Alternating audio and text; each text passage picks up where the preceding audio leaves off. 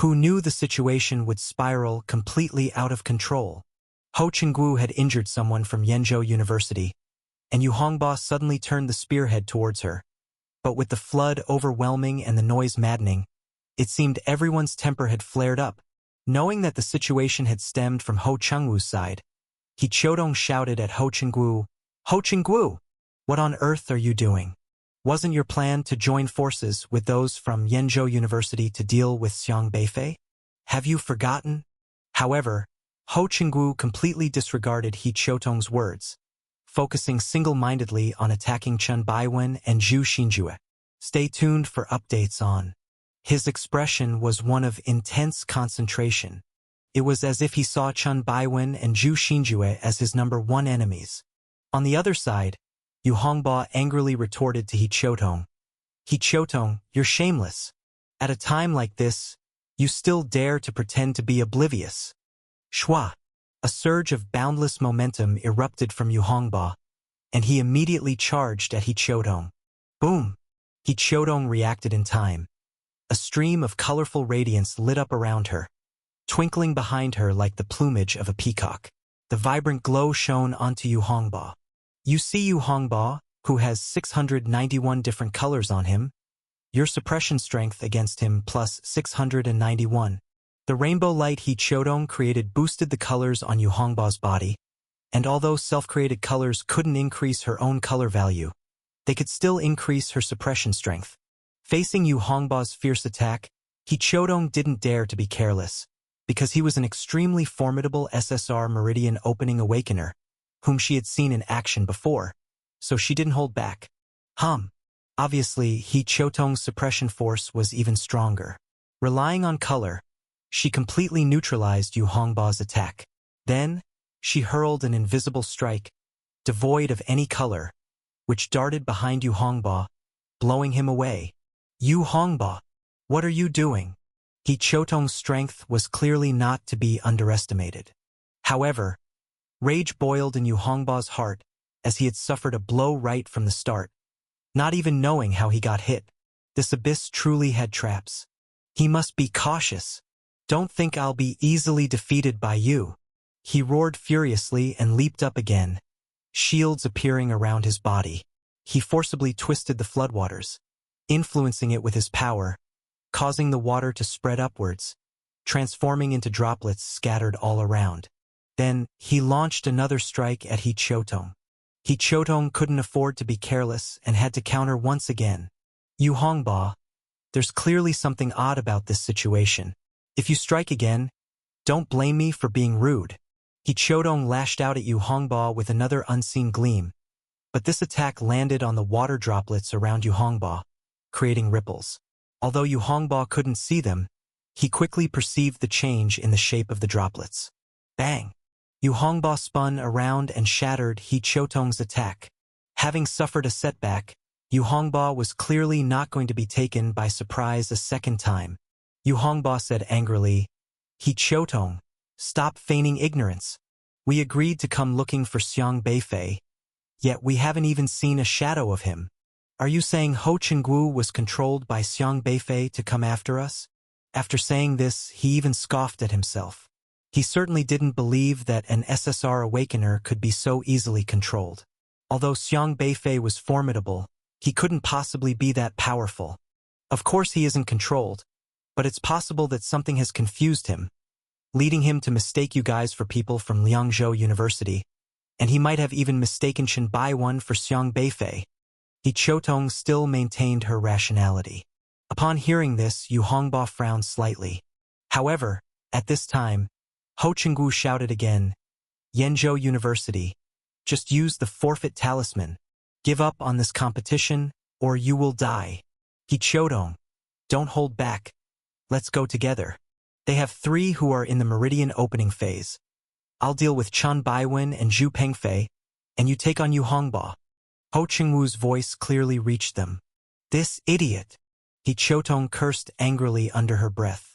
Was this guy actually a pig-headed teammate, coming out to sabotage their efforts just like that? When Yu Hongba heard Ho Chengwu's voice, his forehead swelled with blood. He Chotong, what else do you have to say? Having heard He Chodong speak so rationally just before, Yu Hongba had hesitated for a moment, a glimmer of thought flashing through his mind. Only now did he realize how naive he had been. If not for Ho Chenggu speaking out, he would have almost believed the nonsense from He Chotong. The only possibility that came to Yu Hongba's mind was that He Chotong must also be feigning innocence, waiting for him to believe her, only to stab him in the back later.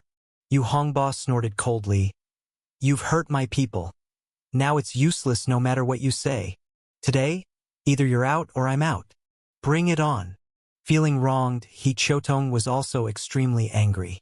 Seeing that Zhu Xinjue actually possessed the strength of someone in the Meridian opening phase, she immediately shouted, "What about you, Yenzhou University?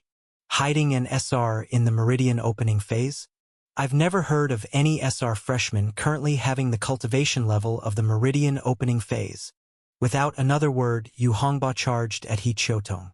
Unable to explain, and facing an SSR who was also in the Meridian opening phase, He Chotong didn't dare to underestimate the situation. The universities of Qingzhou and Yenzhou immediately plunged into a melee. Even those SR students who had just run up from the flood joined the fray with loud shouts, and the fight began. In an instant, the flood was filled with the flash of blades, the swirl of dust, the thunderous roar, a dazzling array of colors, and the growling of fierce beasts. Sudden, powerful fluctuations were crisscrossing wildly, and the scene was quite lively. Li Zimu, who was controlling the poetry realm from afar, was suddenly stunned as he watched the scene unfold. The flood here was an illusion brought forth from Li Zimu's poetry realm. By now, his poetry realm could manifest so vividly that it was hard to distinguish from reality, but Ho Chenggu and Chen Baiwen were SSRs, a level higher than him in the system, with cultivation levels also above his, so they shouldn't have been getting so pathetically harried by these floodwaters. Why did they start fighting each other? He turned his head, looking puzzled at Xiang Beifei. These floodwaters came from his other line in the poetry realm, water from the Yellow River descending from the sky. He had summoned the Great Flood, submerging the abyss as instructed by Xiang Beifei. He had thought it would merely be a nuisance and not actually harm these people, given that the ones below were all SSR and SR, each a pride of heaven, with strengths not much different from his own, easily discernible under normal circumstances. But he hadn't expected the situation to turn so strange, with none of the people realizing that this was his poetry realm and inexplicably turning on each other. "They fight. We watch the show," said Xiang Beifei, who stood nearby, observing the chaos below, his expression calm as if the matters below had nothing to do with him. Li Zimu asked, "Can't they tell the difference?" "Only 3 of these people are spiritual type system awakeners," Xiang Beifei said. These 3 merely SR-level awakeners with cultivation in the later stages of Qi controlling were insignificant in Xiang Beifei's eyes. Xiang Beifei's spiritual power was already extremely strong. He only couldn't take advantage against Elder Luo, but he was many times more formidable than these people. His spiritual power, attached to the poetry realm created by Li Zimu and empowering it, meant that even if Li Zimu's cultivation was only at the later stage of Qi controlling, the flood he created bore the power of the Meridian opening phase, blurring the line between reality and illusion. As for SSRs like Ho Chenggu capable of suppressing those of a lower level with Xiang Beifei present, their supposed system superiority as SSRs was merely a decoration. He had specifically sought Li Zimu's help to create an opportunity to trap this group in chaos. "What do you plan to do next?" asked Li Zimu. "Just wait for them to both suffer losses," Xiang Beifei said calmly. Li Zimu realized, when snipe and clam grapple, the fisherman profits. After a moment, he asked again, "Do you need my help to deal with those SRs later on? Just maintain this poetry realm, and make sure they don't discover our location. They're killing each other, and that has nothing to do with us at Liangzhou University," Xiang Beifei said with composure. Li Zimu paused for a moment, pondering, as if he had grasped Xiang Beifei's intent. The battle erupted suddenly, both sides clashing furiously, with every awakener unveiling their divine might, their eyes blood-red with killing intent. Among these battles, the most dazzling were naturally those few SSRs. Ho Chengwu's figure flickered as he flung out a blade made of shadows, striking toward Chun Baiwen's shadow. Although he was swiftly defeated by Xiang Beifei on the arena, his strength was in fact very formidable. Besides being able to plunder the cultivation of shadow servants, Ho Chenggu had another eerie ability called Sand-Carrying Shadow Strike, which allowed him even to harm an opponent's body by attacking their shadow. Unaware of Ho Chengwu's ability, Chun Baiwen merely dodged the shadow blade with his body, not expecting that when Ho Chengwu's blade passed through Chun Baiwen's shadow, it tore his arm apart. Ah! Chun Baiwen screamed in agony, turning to see his own arm, which was cut off at the shoulder just after his shadow's arm was slashed. Blood surged out immediately, spraying into the flood and staining it red, but in an instant, the raging floodwaters swept it away. He clutched his arm, spiritual power surging to stop the bleeding. Then he looked at Ho Chengwu in shock. Because he was unaware of Ho Chengwu's ferocity, he suffered a great disadvantage in an instant. Attacking the shadow causes harm to the body. Chun Baiwen shouted frantically. Zhu Xinjue also reacted, once again dodging Ho Chengwu's shadow blade, then unleashed a powerful wave of frost, blasting at Ho Chengwu. Ho Chengwu dodged, still feeling bitterly troubled. Only now did he realize that this SR named Zhu Pengfei was actually at the Meridian opening stage. Many questions flashed in his mind, including why he pretended to be in the Qi-controlling stage during the competition and how he avoided the Alliance's scrutiny. But at this moment, Ho Chengwu could not ask, as he was at a loss for words. Swish! Swish! Die! Roared Zhu Xinjue in extreme anger. Ho Chengwu might have been very powerful, but Zhu Xinjue was not much weaker. Even though he was an SR, he had long been in the Meridian opening stage and had much more combat experience than Ho Chengwu. In terms of survival abilities, he had a grandfather at the UR level. Boom! Zhu Xinjue conjured a 3-foot ice blade around his body, dodging Ho Chengwu's attack. The ice blade traced a bitterly cold arc through the air, meeting Ho Chengwu's onslaught. Zhu Xinjue was profoundly disgusted by Ho Chengwu's betrayal and swore to kill this traitor first. The two clashed midair, unleashing a powerful surge, rolling air waves tumbling and scattering the floodwaters beneath their feet. By this time, Chun Baiwen had stopped the bleeding. His right arm had been chopped off by Ho Chengwu, but being an SSR Awakener, he possessed an extremely powerful time trace system. This system could not only borrow some past attacks but also revert his body to a past state. Unless completely annihilated, no matter how severe the injury, the time trace system's ability could swiftly restore the wounds, returning his body to a state from a time before. Even though Chun Baiwen's right arm had regrown, his combat strength had greatly diminished. Such a severe injury still had a significant impact on him. It was a struggle even to raise his right arm, the joints were not smooth, and recovery was unlikely for 10 days to half a month. Having lost half of his combat ability, Chun Baiwen immediately retreated. Now cautious of Ho Chengwu's attack pattern, he dodged around in the floodwaters with the help of the time system, constantly evading Ho Chengwu's assaults. His ability had a strong display in the arena, but in such a place, limited by the lack of residual shadows, his power was greatly restricted. However, as soon as Ho Chengwu fell back to a rock, Chun Baiwen seized an opportunity. That very rock was where Ho Chengwu had passed just 2 minutes before. Chun Baiwen dodged the shadow blade and appeared at Ho Chengwu's stance in an abrupt moment, overlapping with Ho Chengwu's position and then shoving Ho Chengwu aside, while his left hand swept out a surge of spiritual power, replicating the shadow blade that Ho Chengwu had produced at that spot. Whoosh! Whoosh! The replicated shadow blade Chun Baiwen created sliced through the air, producing a thunderous boom, cutting at Ho Chengwu from a tricky angle. Although pinned down, Ho Chengwu's body instinctively reacted, dodging Chun Baiwen's attack. However, Zhu Xinjue had already closed in, and before Ho Chengwu could turn around, Zhu Xinjue's ice blade had pierced into Ho Chengwu's chest. The strike was ruthless, absolutely unforgiving. Ugh! Ho Chengwu's eyes widened in disbelief. He looked at Zhu Xinjue furiously and in astonishment, never having imagined that before he could kill Xiang Beifei, he would be stabbed in the heart by Zhu Xinjue. Traitors must die. Zhu Xinjue was ferocious. The murderous intent in his eyes was unmistakable, with no intention whatsoever of showing mercy. Spiritual power intensified, and the ice blade blossomed fiercely into an ice flower within Ho Chengwu's heart. Spurt! The ice flower perforated Ho Chengwu's heart, riddling it with holes as if sharp ice spikes had sprouted inside, utterly pulverizing Ho Chengwu's heart. Ugh!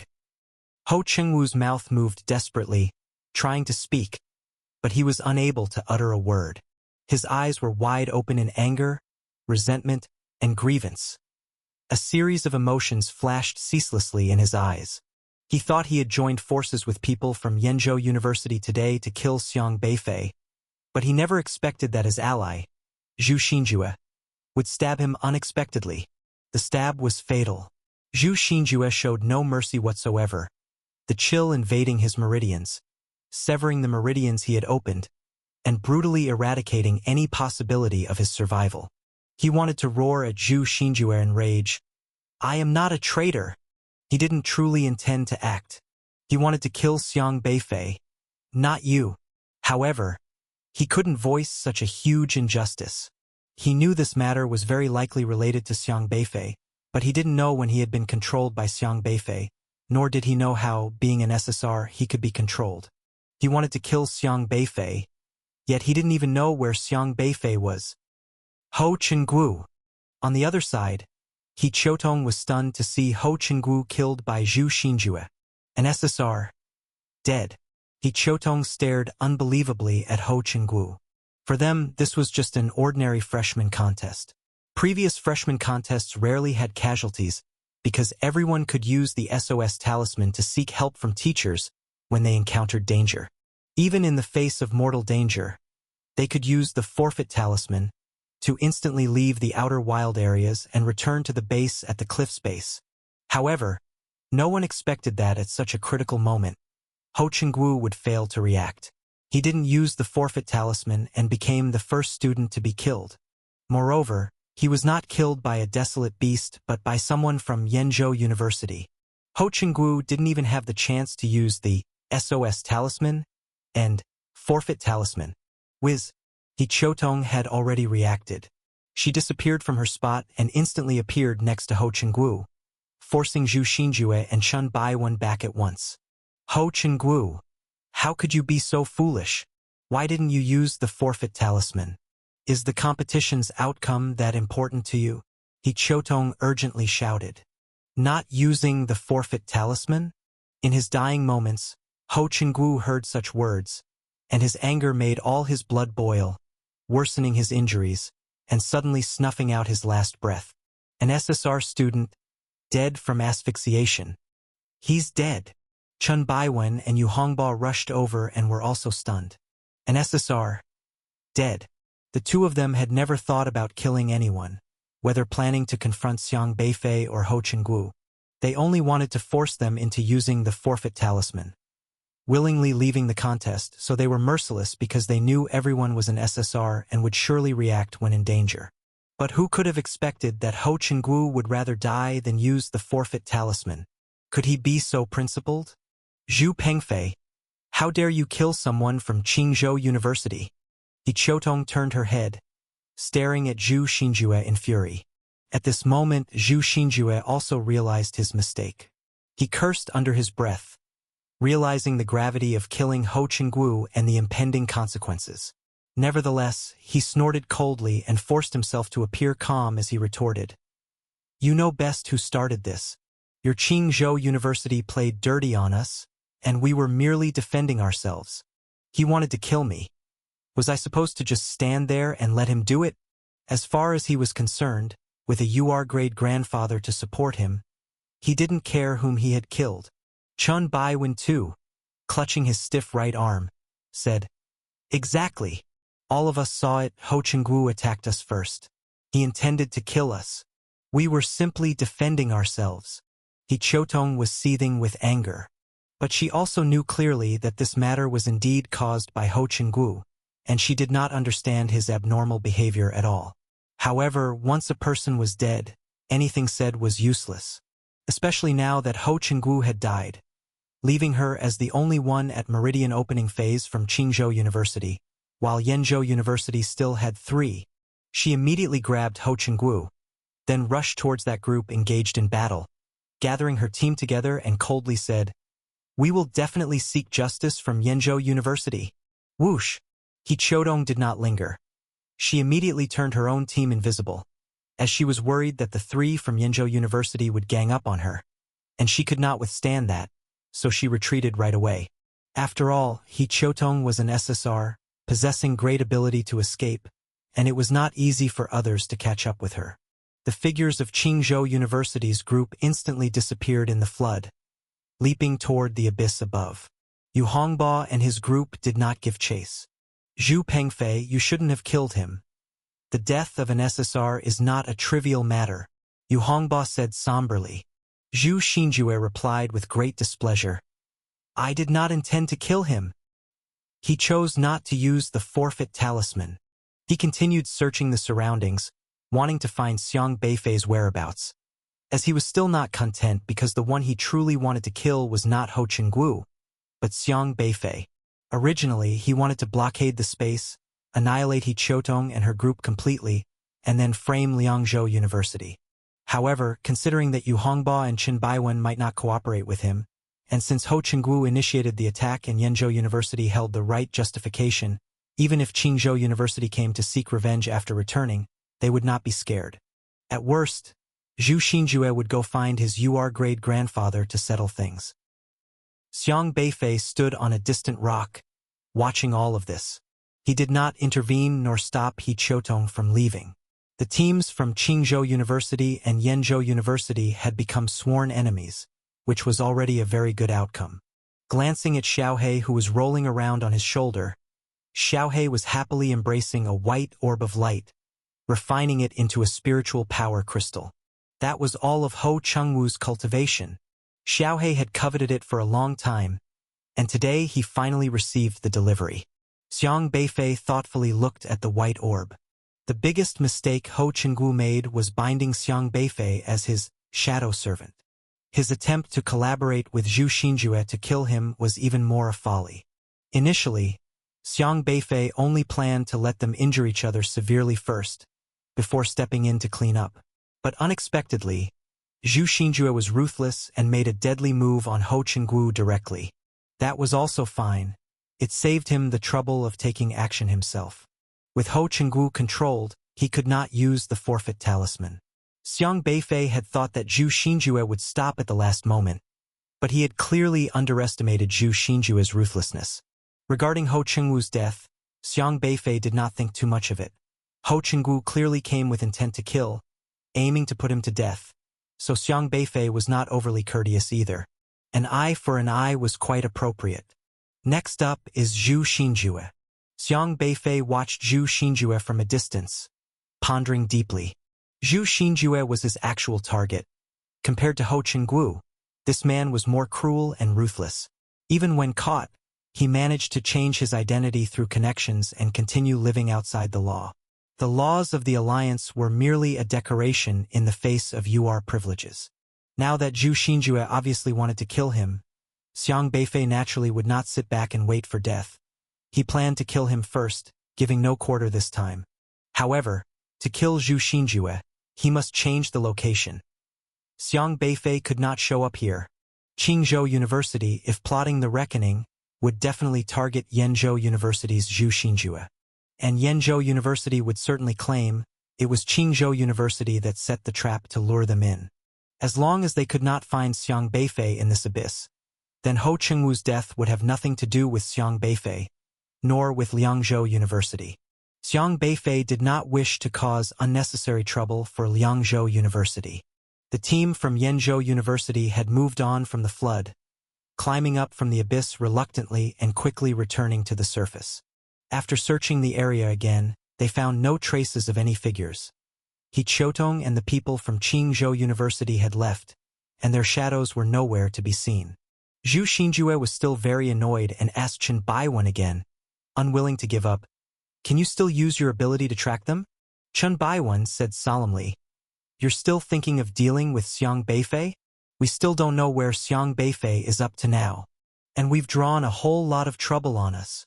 But your shadow tracker showed that Xiang Beifei was right below us, Zhu Xinjue said. Now I can't even be sure if we were chasing Xiang Beifei just now. Maybe he's already left, or perhaps Ho Chenggu used some trick to deliberately mislead my system. It's not impossible, Chen Baiwen said. Zhu Xinjue was seething with anger. Let's go, do what we should be doing, Yu Hongba said. But, Zhu Pengfei, I'm warning you.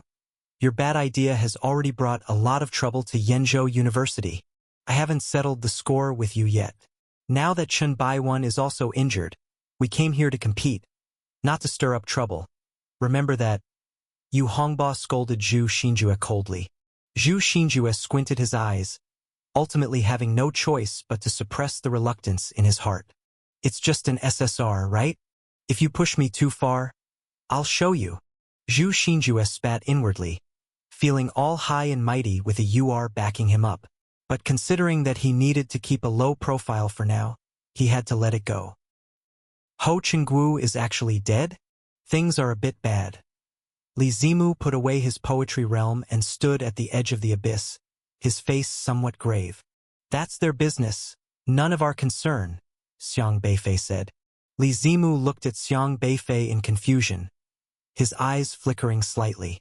He was no fool and vaguely thought of something. But he didn't reveal anything and just said, "Understood." After a while, he asked, "So what do we do next?"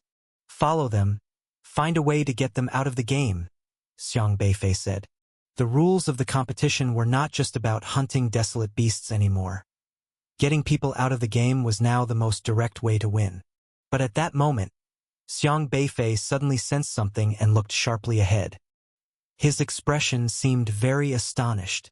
"What is it?" Li Zimu asked in surprise. "That feeling is back." "What feeling?" Li Zimu didn't quite understand what Xiang Beifei was talking about. But Xiang Beifei was staring intently at the woods far ahead, sensing that something was not right. This faint aura was very similar to the scene that day. It was the ghost mustache of Remnant Visage. How could that thing appear here? Does this thing appear by chance? Or... Xiang Beifei thought back to the time when he was training in the wilderness with Yi Changfeng tracking the ghost mustache of Remnant Visage, which had snatched a green worm crushed by Long Guocheng and had dug out its brains. Although the reasons were still unclear, these desolate beasts were mysteriously dangerous, and martial artists still knew too little about them to say what they were really up to. Xiang Beifei then looked in the direction where Shi Qiao and Long Guocheng were waiting. This can't go wrong. Though many teachers were patrolling this outer wilderness area, the competition field was vast, and teachers could not always arrive immediately. If that kind of thing went for Shi Qiao and the others and Xiang Beifei was not there, they might be forced to use a forfeit talisman to escape. Xiang Beifei glanced at the direction where Zhu Xinjue and his people were heading. They were heading right toward the ghost mustache of Remnant Visage. He had wanted to find an opportunity to kill Zhu Xinjue, but after thinking it over, he decided to set that aside for now. There were plenty of opportunities, and there was no rush at the moment. "Let's go and regroup with the others. We can't be separated anymore," Xiang Beifei told Li Zimu. As the current team leader, since he had taken on this role, he had to bear the responsibility and ensure the safety of his team first. In the silent woods, a blonde woman with a waist as slender as an arm stood on a slope. She was looking around and then saw a shrimp creature in the forest. She walked over, picked up the shrimp, examined it for a while and frowned slightly. "The brain of this little shrimp is gone," the blonde woman said thoughtfully. "Coincidence? Or did it sense something?" This shrimp was precisely the small desolate beast that had been crushed earlier by Long Guocheng's glare. Rustle, rustle, rustle. There was a faint sound of footsteps in the woods, followed by the appearance of the man with the broken throat alongside her. Broken Throat tossed a beefy ant to the blonde woman. The beefy ant was only the size of a fist, a desolate beast squished under Ho Chengwu's foot. The blonde woman chuckled. "You can try eating a brain yourself." "No," Broken Throat responded, his wound bleeding profusely whenever he spoke. Eating food was clearly inconvenient for him in this condition. You should consider changing a shell, the blonde woman suggested, taking the beefy ant. She used the nail of her pinky finger to slice open the ant's head, and although its brain juice had also been squished out, it didn't deter her from eating. While she ate the brain of the beefy ant, a strange light flickered in her eyes. Then the blonde woman slowly said a few words. They rested here for 5 minutes, then headed west. We're close to catching up, by my estimate. They should be no more than 10 kilometers ahead, she said. That means Xiang Beifei is nearby. It seems that Xiang Beifei has slowed down. We must not let him go. These were the words recently said by the teams from Yenzhou University and Qingzhou University while they were tracking Xiang Beifei. The blonde girl sucked her little finger, licking the fresh blood from her thumb clean, and then chuckled lightly, saying, "This is getting interesting. It seems that humans are not very united after all." Broken Throat's throat gurgled with blood as he stared at the blonde girl. The blonde girl didn't care, but leaned against a tree, propping her chin in thought, before saying, "We have eaten so many desolate beast brains killed by humans. It seems that there indeed is a competition for freshmen from elite universities taking place here. This is a golden opportunity for our plan." So, Broken Throat frowned, his cloudy eyes full of blood vessels, and he seemed to become excited too. Just now in that gorge, after the little white skeleton was killed, a little golden toad saw students from Qingzhou University and Yenzhou University. However, the golden toad's memory was incomplete. I only managed to discern that about 10 people seemed to plan to join forces to deal with Liangzhou University. Are they not Xiang Beifei's school? The blonde girl asked. Broken Throat shook his head. So you don't know either? The blonde girl held the corpse of a power ant in her hand, as if pondering, and then smiled again after a while. No worries, we will find out. They will be here for 5 days. We can keep eating along the way. We are bound to figure it out. She revealed a sinister smile, and as she smiled, her teeth were stained with red and white plasma, the remains of the power ant's brain. She stuck out her tongue and licked off the brain matter. Perhaps we can even find a new shell for you. You look quite spooked like this, the blonde girl giggled. Broken Throat didn't mind the blonde girl's ridicule, as something dark squirmed underneath the muscles of his face. Trouble. Broken Throat spat out another word. Hearing Broken Throat's word, the blonde girl's casual demeanor tightened slightly, saying, "Indeed, it's a bit troublesome. There are many powerful humans patrolling, not so easy to provoke. They are protecting these freshmen." She looked up toward the distant stone forest where, 10 kilometers away in that stone forest, she could remotely sense the presence of a human lurking, steady and calm. The person only roamed that area, not taking action to kill desolate beasts, just waiting for the students' call for help. That was a referee from the Alliance. Very powerful. But fortunately, they do not recognize our aura, and they shouldn't notice us here. The slender-waisted blonde girl snapped her fingers. Whoosh! Whoosh! Whoosh! The branches of the forest quickly crawled with dense tentacles from all directions, intertwining and merging with each other, swiftly solidifying into eerie human figures. These figures were not as complete as the blonde girl. Their skin was extremely pale and they bore various wounds. Some wounds were even terrifyingly visible. Missing arms or legs were common, and it was not unusual for eyes to reveal gaping holes. Some had half their face smashed in, exposing the congealed white blood and brain. You lot of dimwits. How can you find such shells to be acceptable? The blonde girl looked disdainfully at her wounded and disabled companions.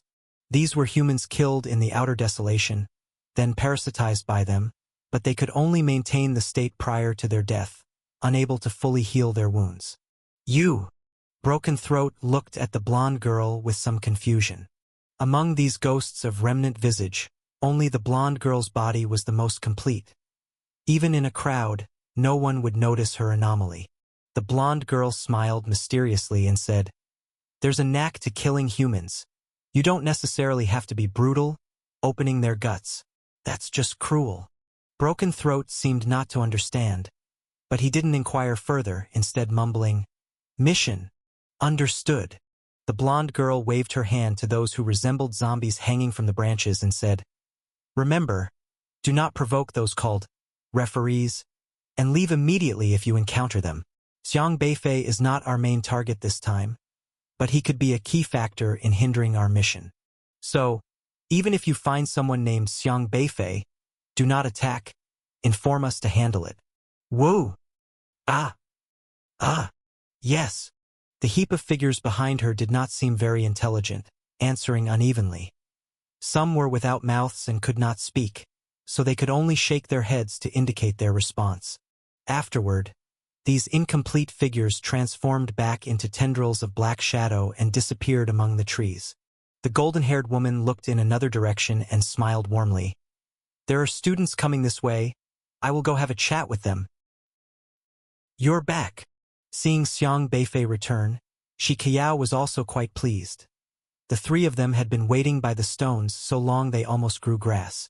"Yes, I'm back." Xiang Beifei nodded slightly. "Are those tailing pests taken care of?" Long Guoqing asked. "More or less." Xiang Beifei nodded again. Originally, Long Guoqing and the others were supposed to go help, but Xiang Beifei had them wait there instead, as too many people might get in the way. Truth be told, Xiang Beifei wasn't very afraid of facing off against Meridian Opening students from Qingzhou University and Yenzhou University. Even if he faced 5 Meridian Opening students, it wouldn't matter much to him, with one stand aside.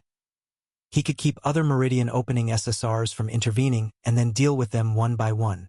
However, if Ho Qingguo and the others couldn't join the fight, they would turn to seek out Shi Qiao and the rest. Being taken as hostages would be troublesome, so he took Li Zimu with him and had the others wait there. "We also took care of a desolate beast here," Ma Ziqin said, tossing over a beast pill. "It was a wood pigeon, just what was listed in the mission," Long Guoqing emphasized. "We did it by working together while you two were away."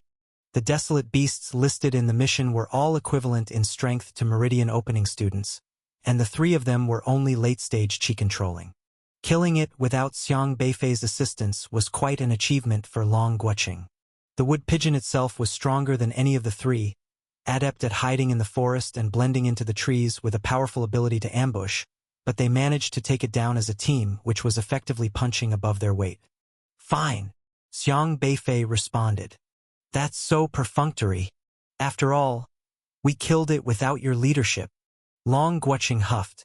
He wanted to prove that they could complete tasks even without Xiang Beifei, though the wood pigeon was indeed the weakest among those on the mission list. But it was also at the early stage Meridian Opening. "Didn't you rely on Withered Meteor to slow down the wood pigeon before killing it?" Xiang Beifei asked. Long Guoqing's face twitched. Indeed, they had made use of a tool from the Black Technology Department. During their previous outdoor training session, they had learned how to exploit this weakness when fighting desolate beasts.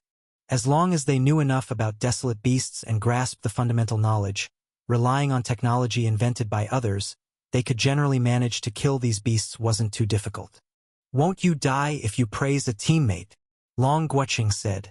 Xiang Beifei ignored Long Guoqing and looked at Shi Qiao's clothes, noticing the scorched marks on her shoulder. He asked, "Are you hurt?"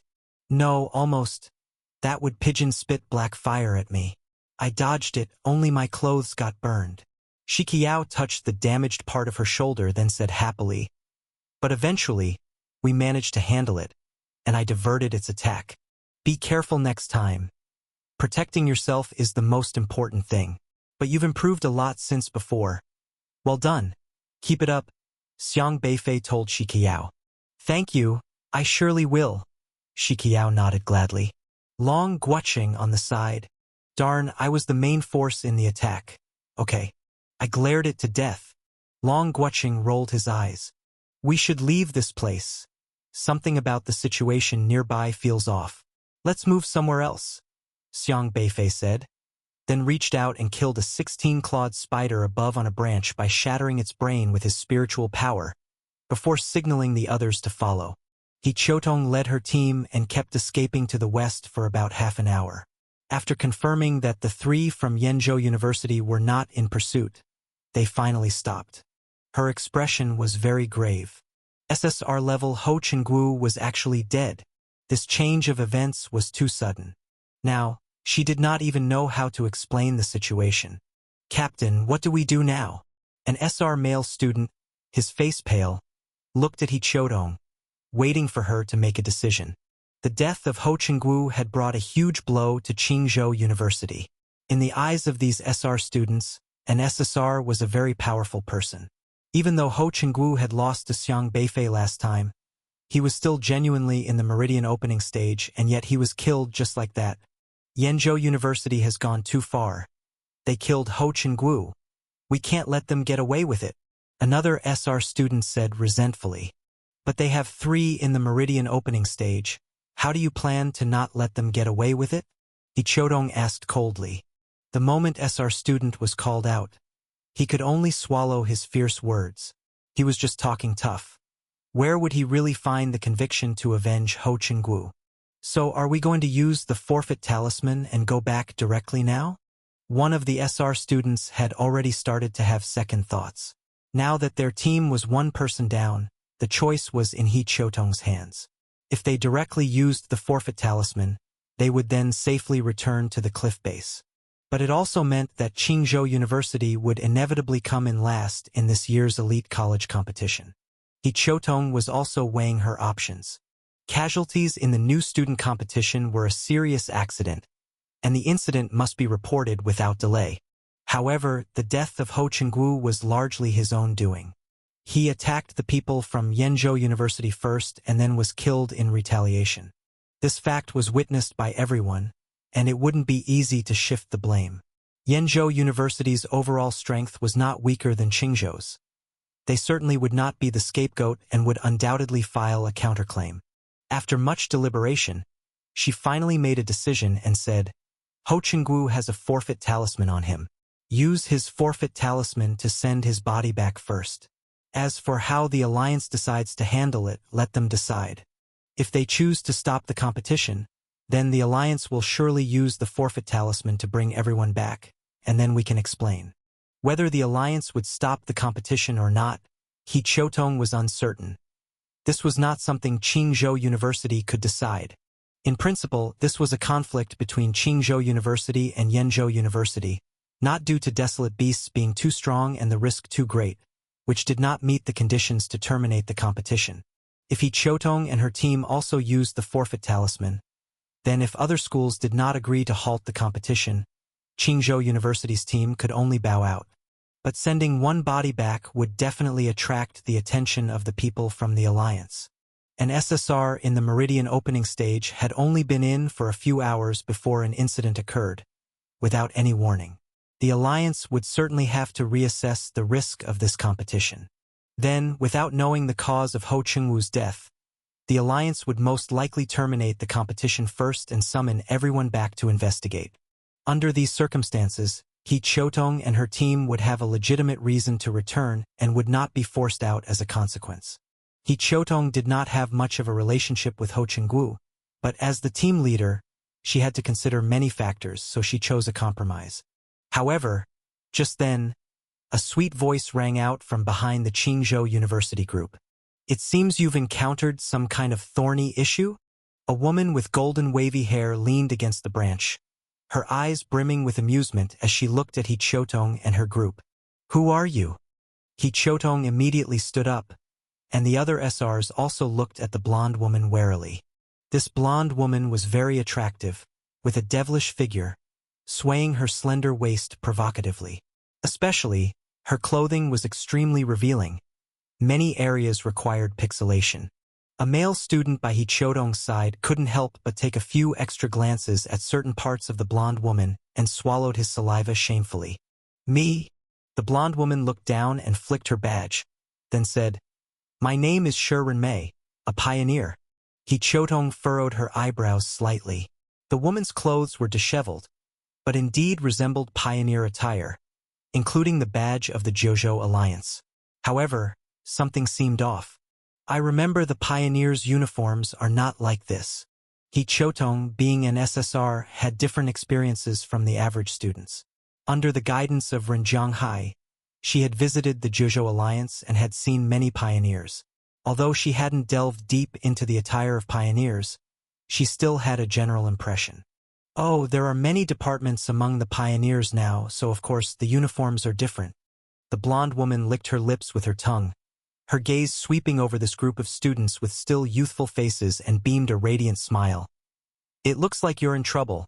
Maybe I can offer some help. The wilderness beyond the domain was eerie at night. Strange noises emanated from the dark forest, ghostly wails, and wolf howls were incessant. The group from Liangzhou University had been searching for desolate beasts all day, killing no less than 20 Meridian opening stage beasts, most of which were taken care of by Xiang Beifei, but many were also dealt with by the combined efforts of Li Zimu and the others. After a round of this, everyone was mentally exhausted. They found a spot close to the mountain wall to settle down, where Li Zimu quickly erected a stone house, planning to spend the night there. Xiang Beifei had set up a formation around the area for precaution, as the desolate beasts of the outer realm frequently moved around, easily triggering the formation. Therefore, he didn't set the range of the formation too wide, just about 30 meters in diameter. Following Yi Chongfeng's teachings, he protected his resting place with all sorts of invisible and aura-concealing high-tech devices. In Yi Chongfeng's absence, they had to be extra cautious in the outer realm wilderness, because strictly speaking, those who would act against them included not only desolate beasts but also people. The others had already gone to sleep, leaving Xiang Beifei and Li Zimu to keep the night watch.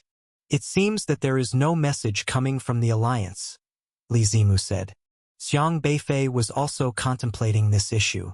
An SSR-level awakener was killed during a trial in the Outer Realm Wilderness before he managed to use the forfeit talisman, which was a serious accident. Qingzhou University wouldn't just let this go. Logically, it should have attracted great attention from the Alliance. They ought to consider why Ho Qingguo didn't use the forfeit talisman and clarify this matter. Strictly speaking, they should also temporarily suspend the trial. After all, the Alliance highly valued high-level awakeners, and the death of an SSR freshman was far more significant than a mere trial. But currently, there was no news about the forfeit talisman, and Xiang Beifei and his team were unclear about the situation on the Alliance's side. Or maybe, the Alliance doesn't know about Ho Qingguo's death yet? Xiang Beifei pondered. That can't be right? Ho Qingguo was killed by Zhu Pengfei from Yenzhou University. He Qiutong must report this matter, and it should even be more urgent than the trials in the Outer Realm Wilderness, given that He Qiutong, as another SSR, should also be able to prioritize. Li Zimu said. If it were him, he would definitely report it immediately. Xiang Beifei thought for a while, and then added, just remember, if you find yourself in mortal danger, don't try to be brave. When it's time to forfeit, just forfeit. Your life is more important than the school's ranking. He had just emphasized this to everyone else. I understand. Li Zimu nodded slightly, and after a moment, he looked at Xiang Beifei, seemingly hesitant to speak. In fact, he vaguely knew that Ho Qingguo's anomaly should be related to Xiang Beifei, but he didn't know how Xiang Beifei had done it. Had he used an illusion to make Ho Qingguo mistake Zhu Pengfei for Xiang Beifei? That would explain why Ho Qingguo had turned against the people from Yenzhou University. Even so, Ho Qingguo should have had time to react and use the forfeit talisman to avoid fatal injuries when faced with life-threatening danger. Yet for some reason, Ho Qingguo hadn't thought of this.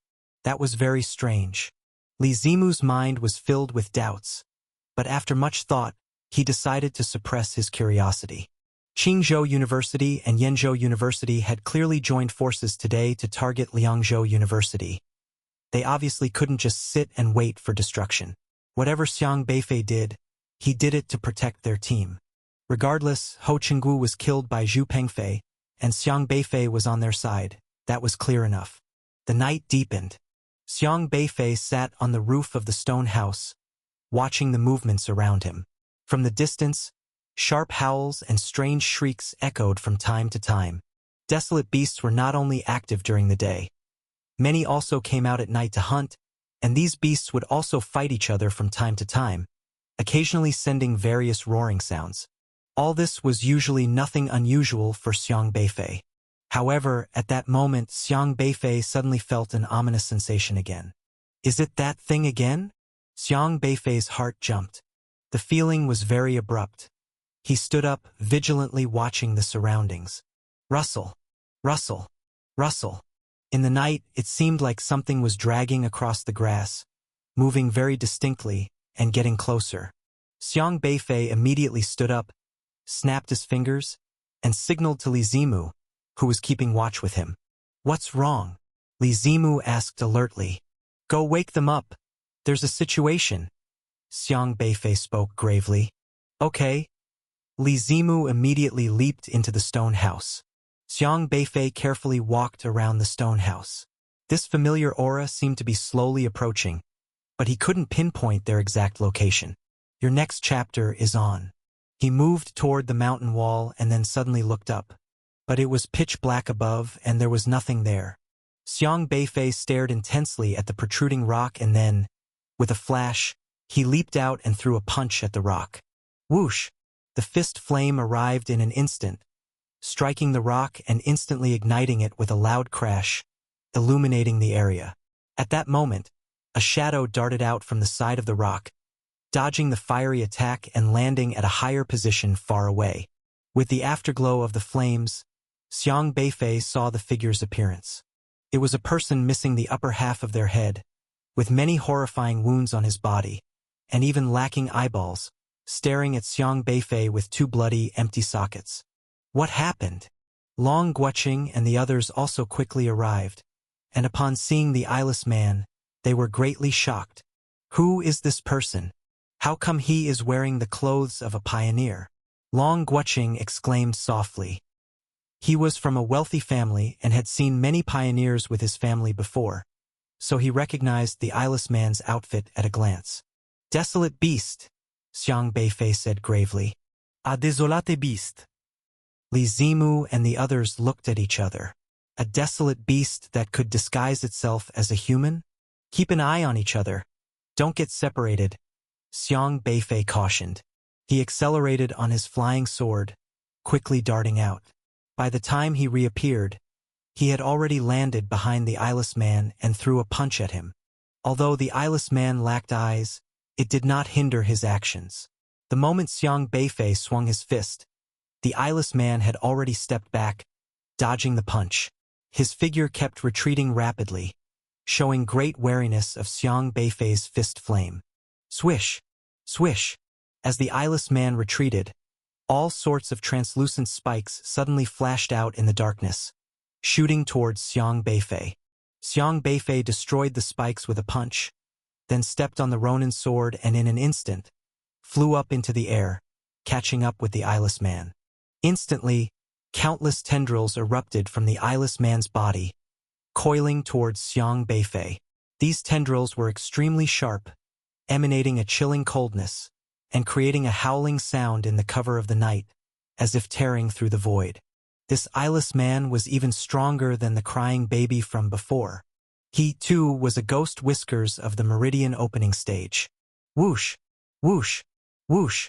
The tendrils flipped and turned, rigorously blocking Xiang Beifei's path, weaving into a massive net in the air, blocking the view ahead. Xiang Beifei punched forward, his fist carrying violent flames, the flames roaring as they instantly ignited all the black tendrils. Whoosh! He tore a hole through the net formed by the black tendrils, leaped high into the air, flames rising from his feet, and kicked at the eyeless man. The eyeless man couldn't dodge in time and Xiang Beifei kicked his head off. His head traced an arc in the air, about to fall down the cliff. Yet, from that head with bloodied holes, countless tendrils emerged, like a hermit crab, clutching onto the rock wall. The head rapidly climbed up the wall, then leaped onto the headless body of the eyeless man. The eyeless man took his head, placing it back onto his neck, and then slightly rotated it, producing a series of cracking bone sounds. Ga! G! The eyeless man's throat emitted a grating, unbearable sound, akin to nails scraping on a blackboard, causing aching eardrums. The ghost mustache of remnant visage had occupied a human body. They existed in the manner of parasites, and a body could still recover if only a part of it was chopped off. Powerful, difficult, can't fight. Explore new worlds at Novelbin. Calm. The eyeless man muttered to himself, speaking a slew of incoherent words. This ghost mustache of remnant visage also possessed the strength of meridian opening phase, whether it be its speed, the force of its attacks, or the aura it unleashed were all nearly identical to the weeping ghost from the city of the old days. But Xiang Beifei was not the same greenhorn he had been back in the city of the old days. Back then, even in the late stages of chi controlling, he managed to eliminate that meridian opening phase crying child with his powerful techniques, let alone now. Flames rolled in and surged towards the eyeless man, who didn't hesitate any longer and darted into the night, attempting to leave the place. Xiang Beifei had no intention of just letting him go. Xiang Beifei, now capable of sword flight, sent his spiritual power pulsing beneath his feet, and the Ronin's sword cut swiftly through the air, instantly intercepting the path of the eyeless man. I didn't say you could leave. He threw a punch. The giant shadow of his fist landed on the body of the eyeless man, as the breath soil on his body swiftly dispersed into the air, turning into a cloud of dust that rapidly settled on the eyeless man, burrowing into his flesh. Spiritual power burst forth violently from the breath soil. Crash! The body of the eyeless man suddenly erupted in explosive flames, burning his tendrils wildly. His expression finally changed, as he desperately struggled to extinguish the flames. Yet Xiang Beifei's fire was not that easily quelled. Ah! The eyeless man roared in horror, a sound so vivid. It was as if it conveyed real pain. Yet it was unclear whether the scream came from him or from the person he had parasitized in their last moments. He desperately tried to flee but was unsuccessful. Xiang Beifei controlled his fire. He planned to drive the tendril creature out of the pioneer's body, leaving the pioneer's corpse behind, which would make it easier to report to the Alliance. However, this ghost mustache of remnant visage suddenly made a bewildering move. It let out a wild roar, as tendrils burst out from every pore of the pioneer's body. Bang! The pioneer's body was stretched to bursting by the tendrils, turning into a mist of blood. Then all the tendrils gradually got consumed by the fire, leaving behind piles of black ash, along with the pioneer's body. I was careless. Xiang Beifei had wanted to preserve the pioneer's body, but he was not successful. Even though the tendril creature had been exterminated, it still left nothing behind that could prove its existence. Are you okay? Shi Qiao asked anxiously from below. I'm all right. Xiang Beifei descended and shook his head. What's wrong? Something feels off, Li Zimu asked. That thing, it didn't have a beast pill. Xiang Beifei found it very strange. The last time he killed an infant in the city of the old days, that infant was also burned to death by him, but no beast pill was left behind. And now this eyeless man also dealt with by Xiang Beifei, yet still no beast pill. Logically, the ghost mustache of remnant visage was a formidable meridian opening desolate beast and should have left behind a beast pill after death. But twice in a row, he had not seen any beast pill. After being killed, the ghost mustache of remnant visage seemed to completely vanish, without even a proper corpse left behind. If one had to speak of a corpse, it would only be the humans whose bodies they had taken over. Last time, in the building of the city of the old days, after killing the tendril creature, several corpses of pioneers were left behind. But this time, realizing it couldn't escape, the tendril creature chose to self-destruct, destroying even the body it had resided in. And it did so deliberately. It was as if they had to destroy the body. That thing is very strange. What kind of desolate beast is it? Long Guoqing queried. Ghost mustache of remnant visage. It's tentatively called that in the database, Xiang Beifei replied. I've never heard of such a desolate beast, Ma Ziqian remarked. Xiang Beifei explained. Because they do not come from this region but from much deeper areas. There's very little recorded about them in the archives, but they have one characteristic, which is that they specifically parasitize dead humans, then act in the guise of their host's last visage. Shi Qiao exclaimed in surprise. Then you mean, that eyeless man we just saw was originally also a pioneer? Xiang Beifei fell silent for a moment and then nodded slightly. Yes. Shi Qiao looked somewhat distressed, having thought that this was just some shape-shifting desolate beast's illusion. Then the agony he must have suffered before he died. Shikiao's father was also a pioneer, and she had known many pioneers since she was a child. She had a natural affinity for pioneers, and the plight of the man they had encountered troubled her greatly. His body was covered in wounds, his eyes had been gouged out, and even his head seemed to have been chopped off, barely connected by tendrils. The pioneer had died, and his body had suffered such severe damage. It was brutally cruel. "We can't help him," Xiang Beifei said. "And neither can you." "I know," Shikiao whispered. No. "You must understand one thing." Xiang Beifei looked at Shikiao gravely. "They are already dead. If you encounter such people, you must treat them as desolate beasts, and show no mercy using any means necessary." He knew Shikiao was a kind-hearted girl who enjoyed helping others.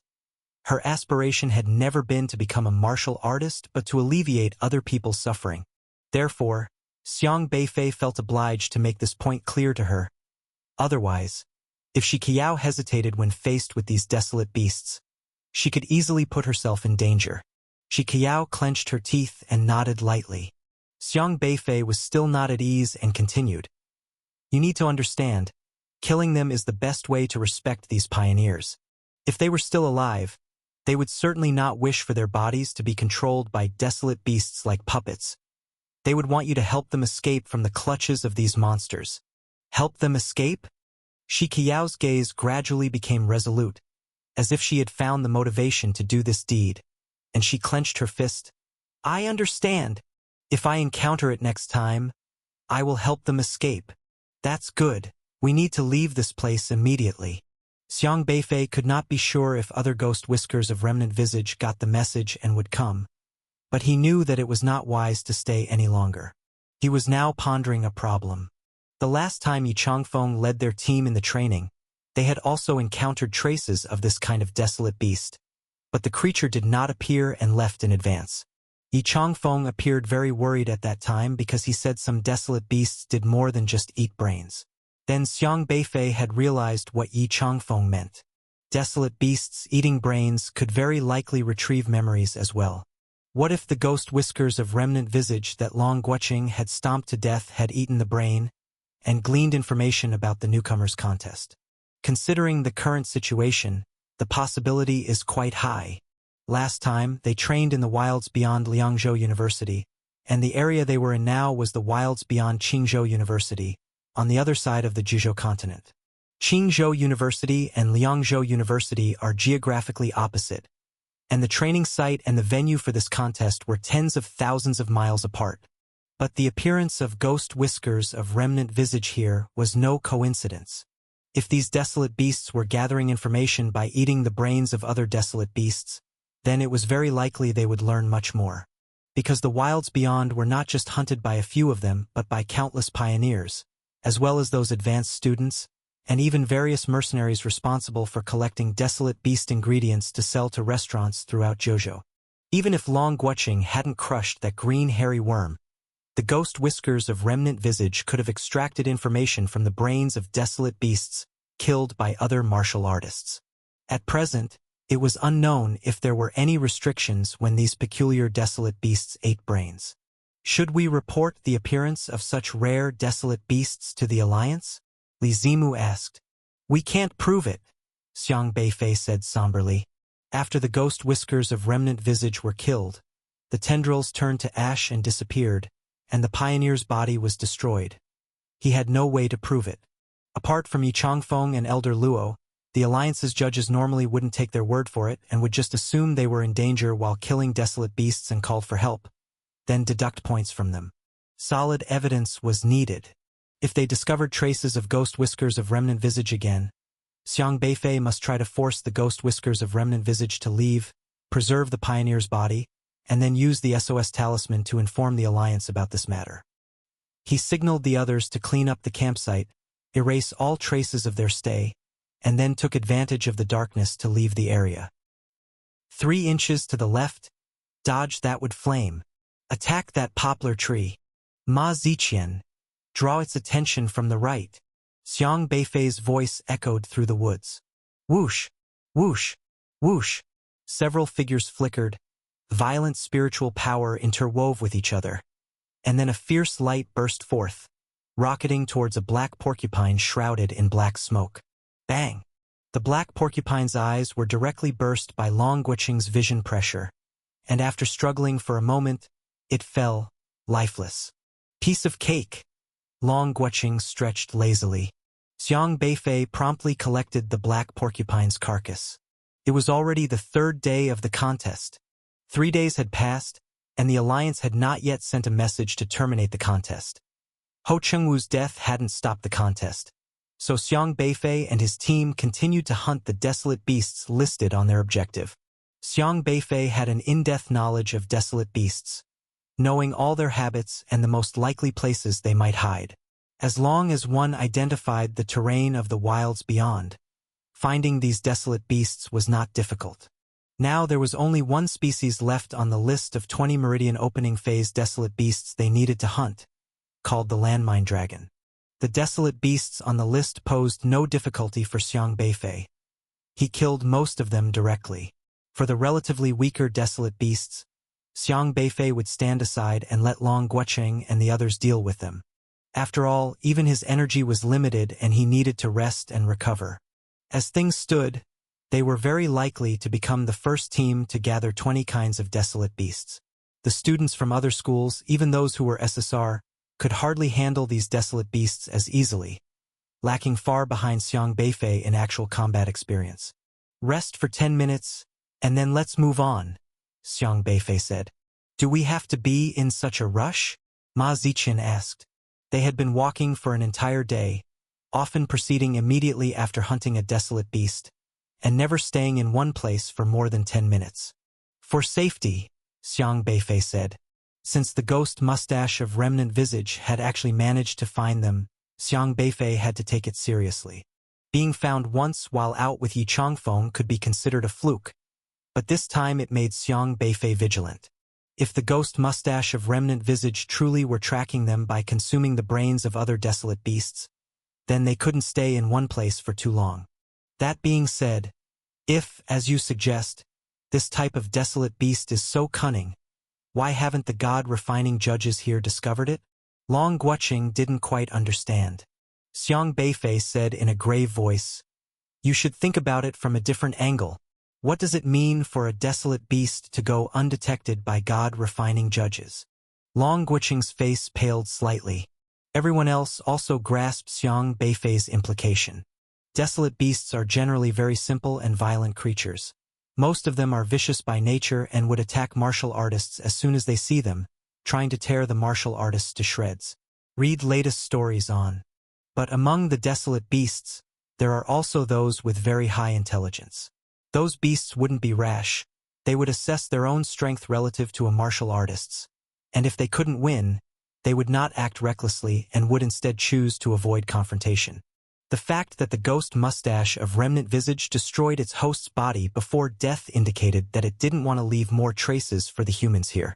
Dealing with such desolate beasts was very troubling. They lived in the wilderness outside the domain, knew the area better than all humans, and had a natural advantage on this battlefield. Captain, are you really sure about this? Ma Ziqin asked. I hope it's just my conjecture, Xiang Beifei said. Everyone wasn't sure what to say. Li Zimu had already extracted the inner core of the desolate beast, and Xiang Beifei had erased the traces nearby, and only then did they continue to move forward. About 10 minutes later, they moved from a valley to the outside of a forest, but at that moment, Xiang Beifei felt a surge of unease again. Here it comes. Xiang Beifei cautiously eyed the forest ahead. Ghost mustache of Remnant Visage? Ma Ziqin asked. Yes. Xiang Beifei was very sensitive to this strange aura.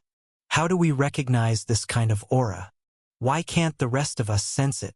Long Guoqing frowned. They had also seen the ghost mustache but had not noticed any special fluctuations from it, and to some extent, if it weren't for the black tentacles stretched out by that eyeless man, it would hardly be distinguishable from a human. I can't explain it well. Xiang Beifei couldn't clearly articulate this feeling.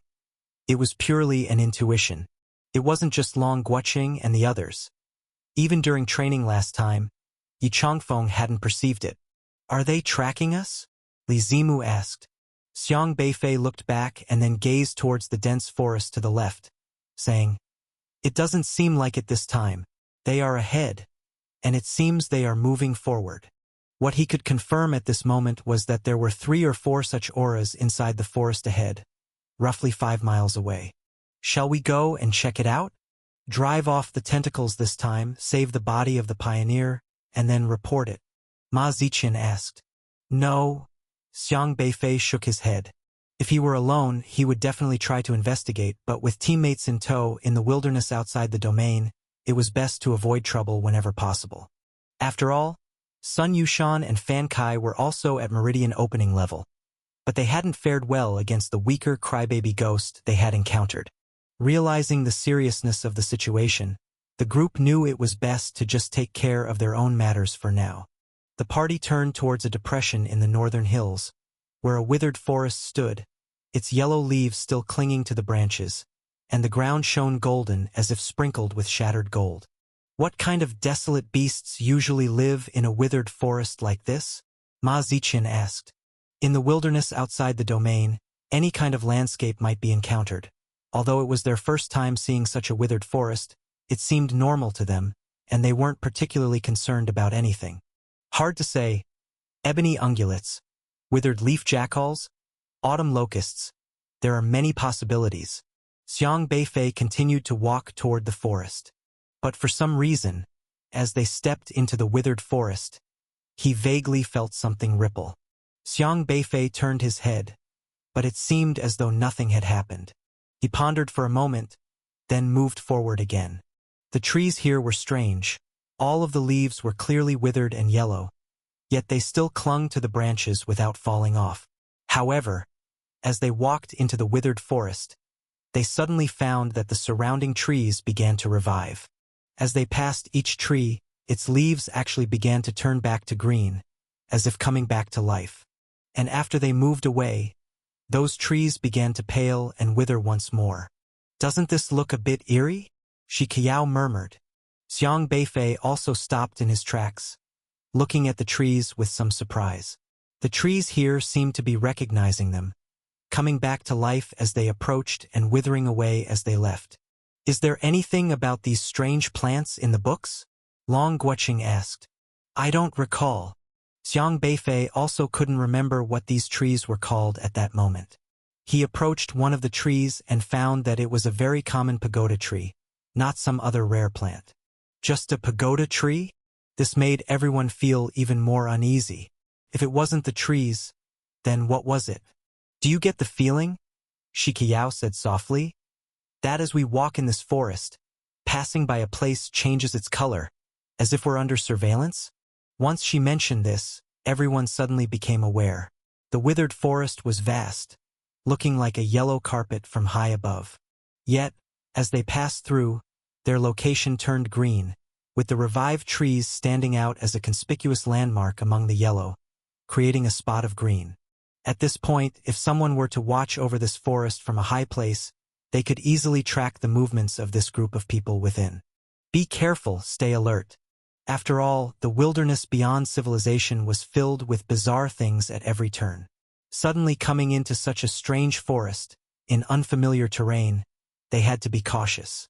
Xiang Beifei thought for a moment and then said, Let's go up. They quickly climbed to the top of a pagoda tree. Xiang Beifei performed sword flight at a high altitude, observing the forest below. The forest was vast, stretching to the horizon, yet its limits remained out of sight. At its edge, darkness loomed. He could only vaguely see huge bolts of purple lightning striking across the void in the high sky. Xiang Beifei returned to the treetop and explained to the others, Over there are many purple thunderbolts. That must be the Thunder Sea. The landmine dragon lies beyond that. To find the landmine dragon, we must cross this forest.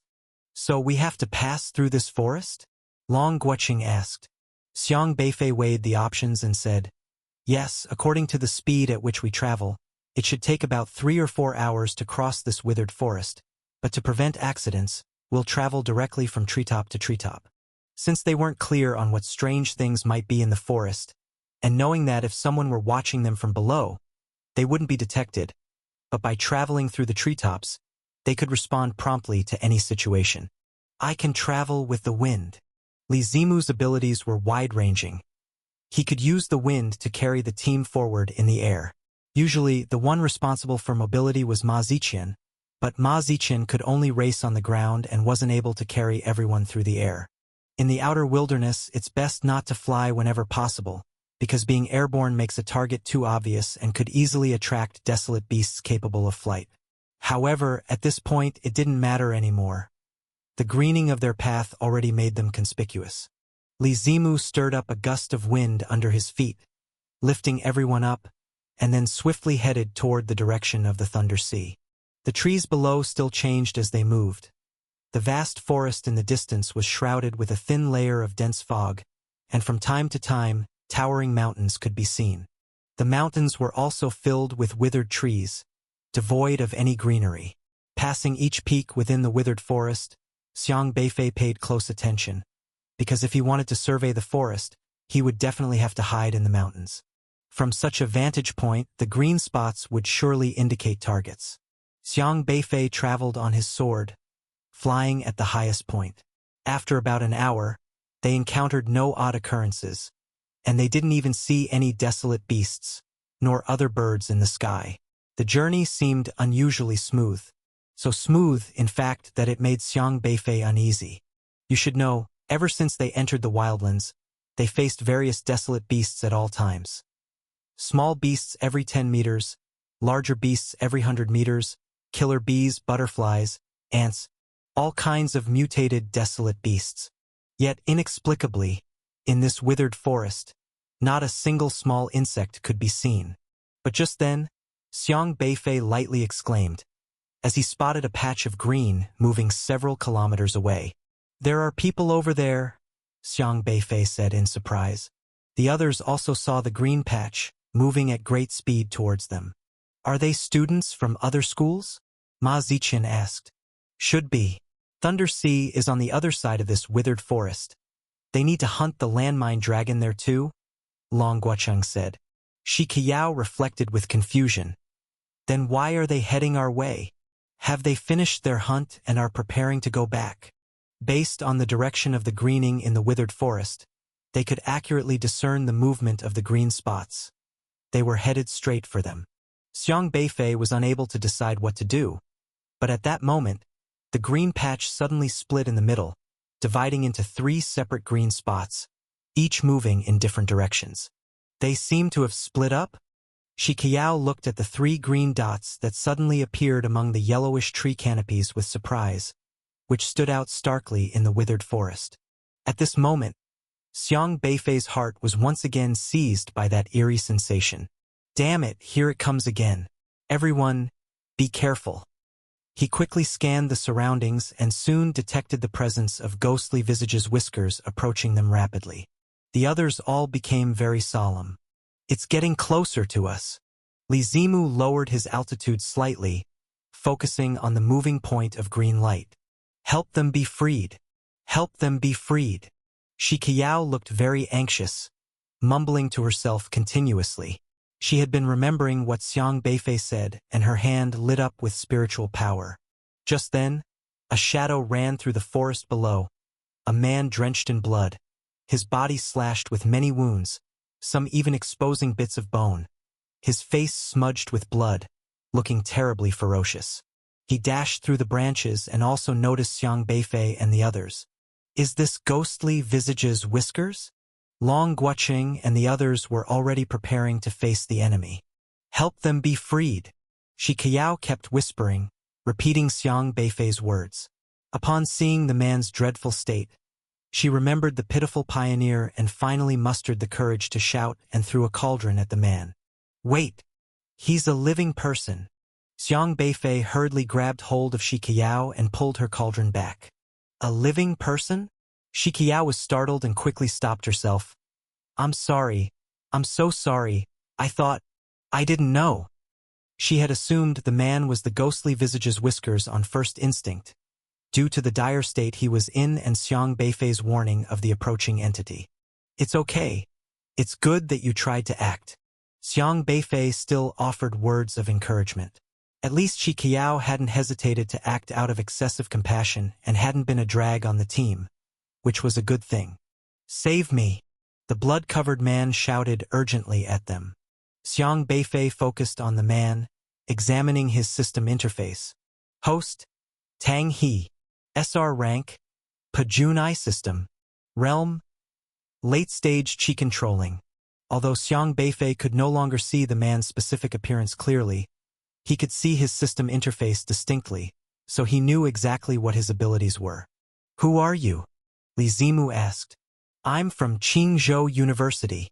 I'm from Qingzhou University. My name is Tang He." Tang He, covered in blood, looked as though he had seen a savior, his tense nerves finally relaxing a bit. "What happened to you?" Xiang Beifei asked with furrowed eyebrows. Just a moment ago, in the abyss, Tang He was among those preparing to attack them alongside He Chotong, although now he looked quite pitiful. How did this guy end up here? Xiang Beifei clearly remembered that when He Chotong led the group away, Tang He was among them.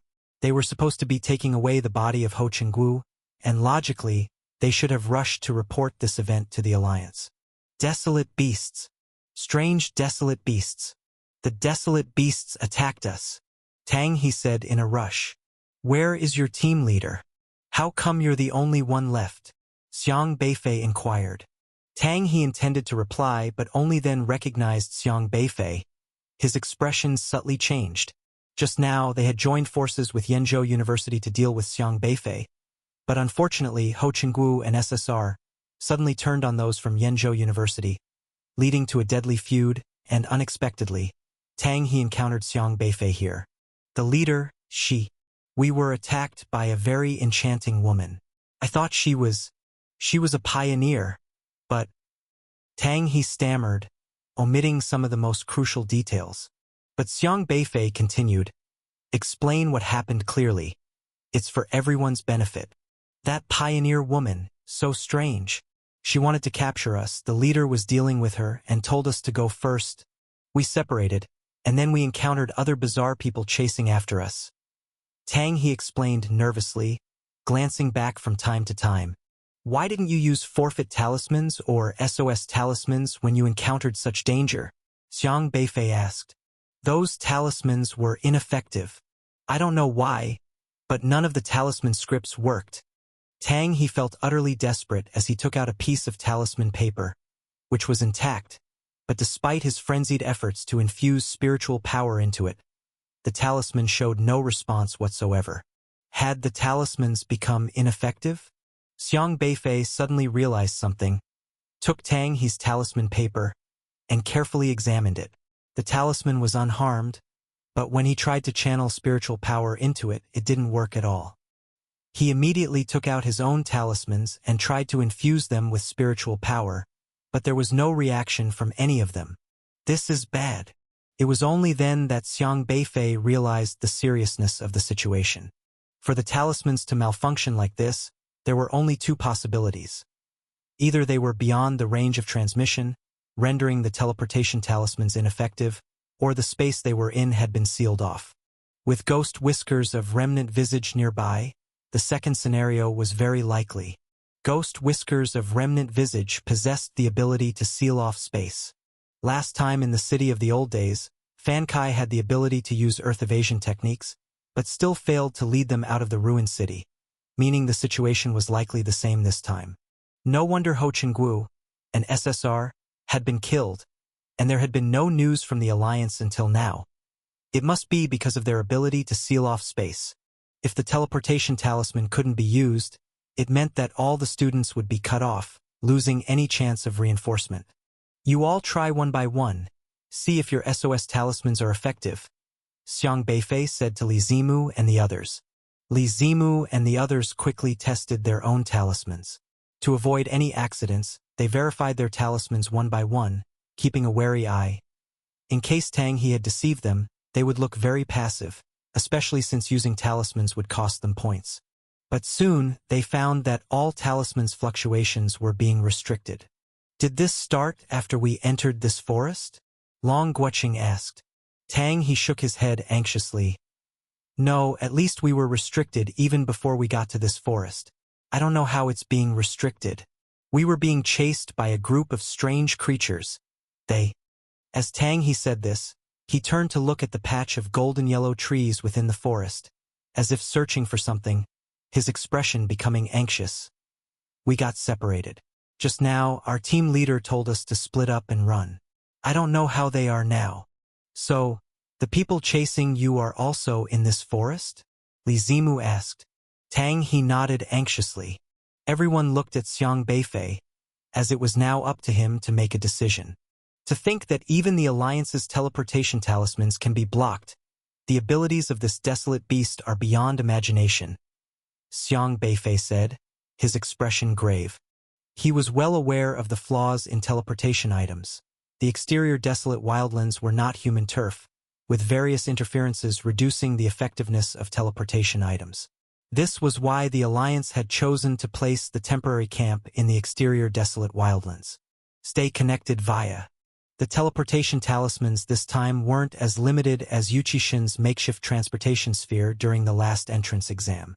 Back then, Yuqishin's transportation sphere had to transport from the exterior desolate wildlands to Jizhou territory, and to prevent accidentally bringing large-scale desolate beasts into Jizhou territory, there were significant restrictions and it could only function within a specific range.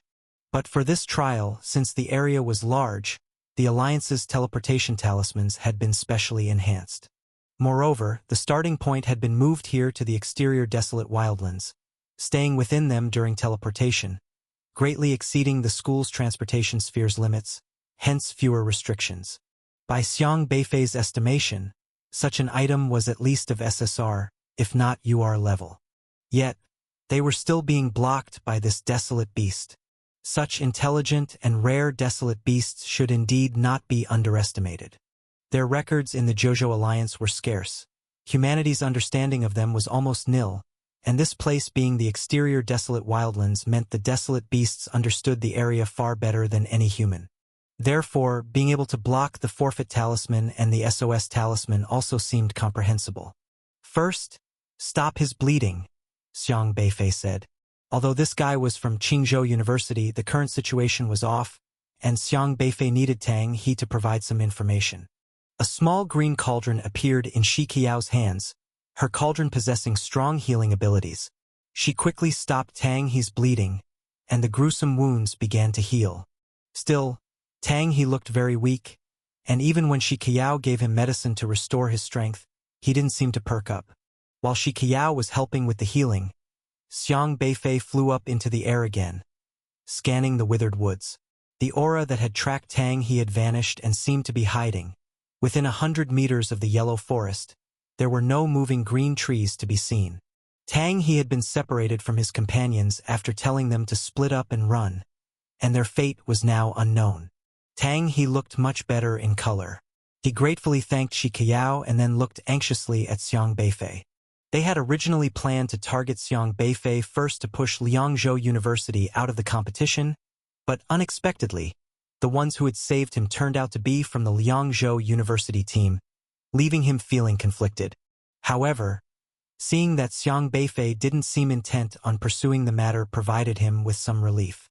After all, as an SR in the Qingzhou University team, he wasn't the one calling the shots. It was SSR Ho Chenggu and He Qiutong who had decided to target Liangzhou University. Let's leave this withered forest first, Xiang Beifei decided. Since the withered forest was sealed and they couldn't use teleportation items, the immediate priority was to retrace their steps out of the forest to find a point where they could teleport. But what about my companions? Tang He hesitated. We're powerless to help, Xiang Beifei said. The forest was too vast and strange. Searching blindly might jeopardize his own team as well. Xiang Beifei wouldn't take that risk.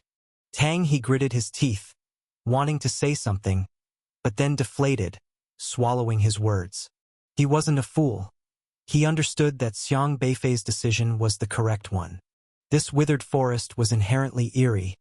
Those ghostly entities were formidable, and his school's team had met with disaster. Xiang Beifei's team was likely no match for these creatures either.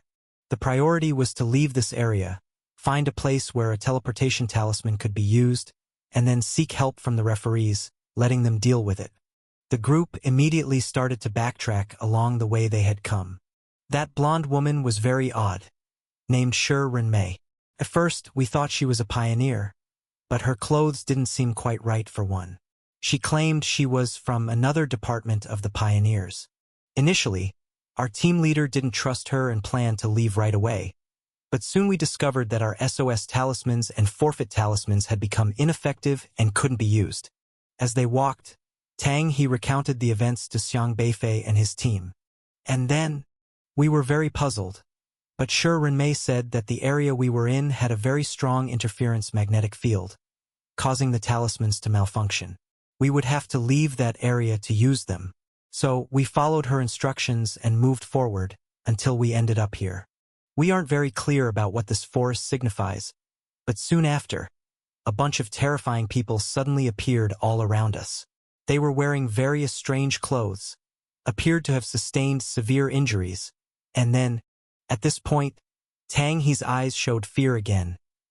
Tentacles emerged from their bodies, reaching to grab us. We had no way to resist. You trusted a strange woman that easily? Xiang Beifei asked. Tang He shook his head and said, At first we didn't, but she knew a lot, whether it was about the freshman competition or some matters regarding the alliance. She spoke with precision and seemed to know even more than we did. She said she had graduated from Qingzhou University and was carrying out missions in the external wilderness. Her current mission was to patrol that area to make sure the freshmen didn't wander in, otherwise their talismans would fail. Just as we found the problem ourselves, we believed her. Xiang Beifei understood.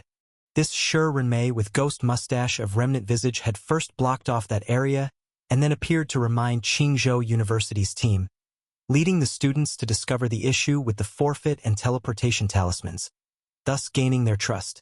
However, what puzzled him was, if this person who had attacked them was indeed Ghostly Visage, how had Ghostly Visage suddenly become so articulate in speech? He remembered the baby he'd encountered previously who, aside from crying and drooling, couldn't say anything else. The other corpses possessed by the Ghostly Visage were battered and broken. There were ones running around clutching their heads, and the words they spoke were screams for help and the like from before a person's death. And that Shi Renmei could speak so much? Did that Shi Renmei have any fatal wounds on her? Xiang Beifei asked.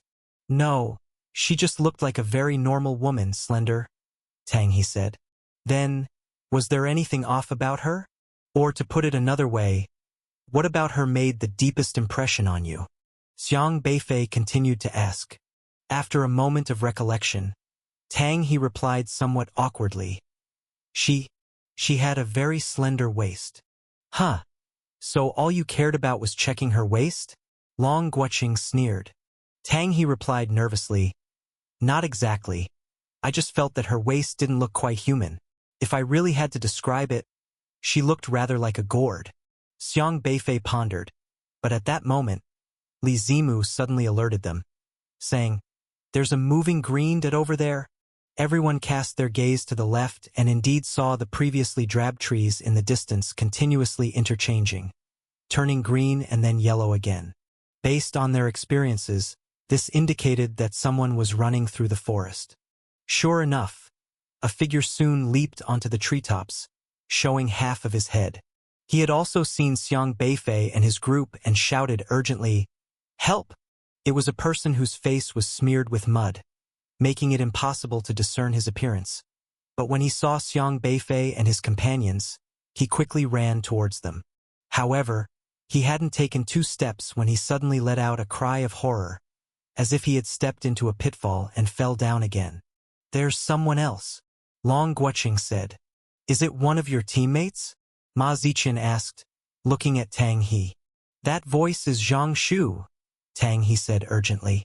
Xiang Beifei, however, had seen the system interface above the person's head, and as he scanned the surroundings, he didn't detect that distinctive aura. It was just about a few dozen meters away, straight ahead and not really a detour. After a moment of thought, He said, "Let's go have a look." Li Zimu commanded the wind and leaped forward swiftly. The green dot started moving slower and slower until it stopped moving altogether. "It's over there." They soon arrived next to the greening trees. With caution, they carefully jumped down the dense branches, vigilantly surveying the area.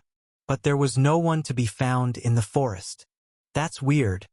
Wasn't the person just here?" Ma Ziqian looked around the forest in confusion. His figure flickered as he dashed out, quickly searching the area within a 50-meter radius. The trees changed, mimicking his movements, turning yellow and green quickly. But no trace of anyone was found. "Wasn't that person here just now?" Ma Ziqian returned and asked, perplexed. The trees of the withered forest would turn green when someone approached, clearly indicating a living person was present. But for some inexplicable reason, after they started to pursue, this person simply vanished. "There's blood here," Long Guoqing suddenly exclaimed. Exposed on the ground ahead was a bare rock, surrounded by yellow weeds and thorns. Splattered on the rock was a pool of blood, shockingly vivid, as if someone had just sprayed the blood onto it.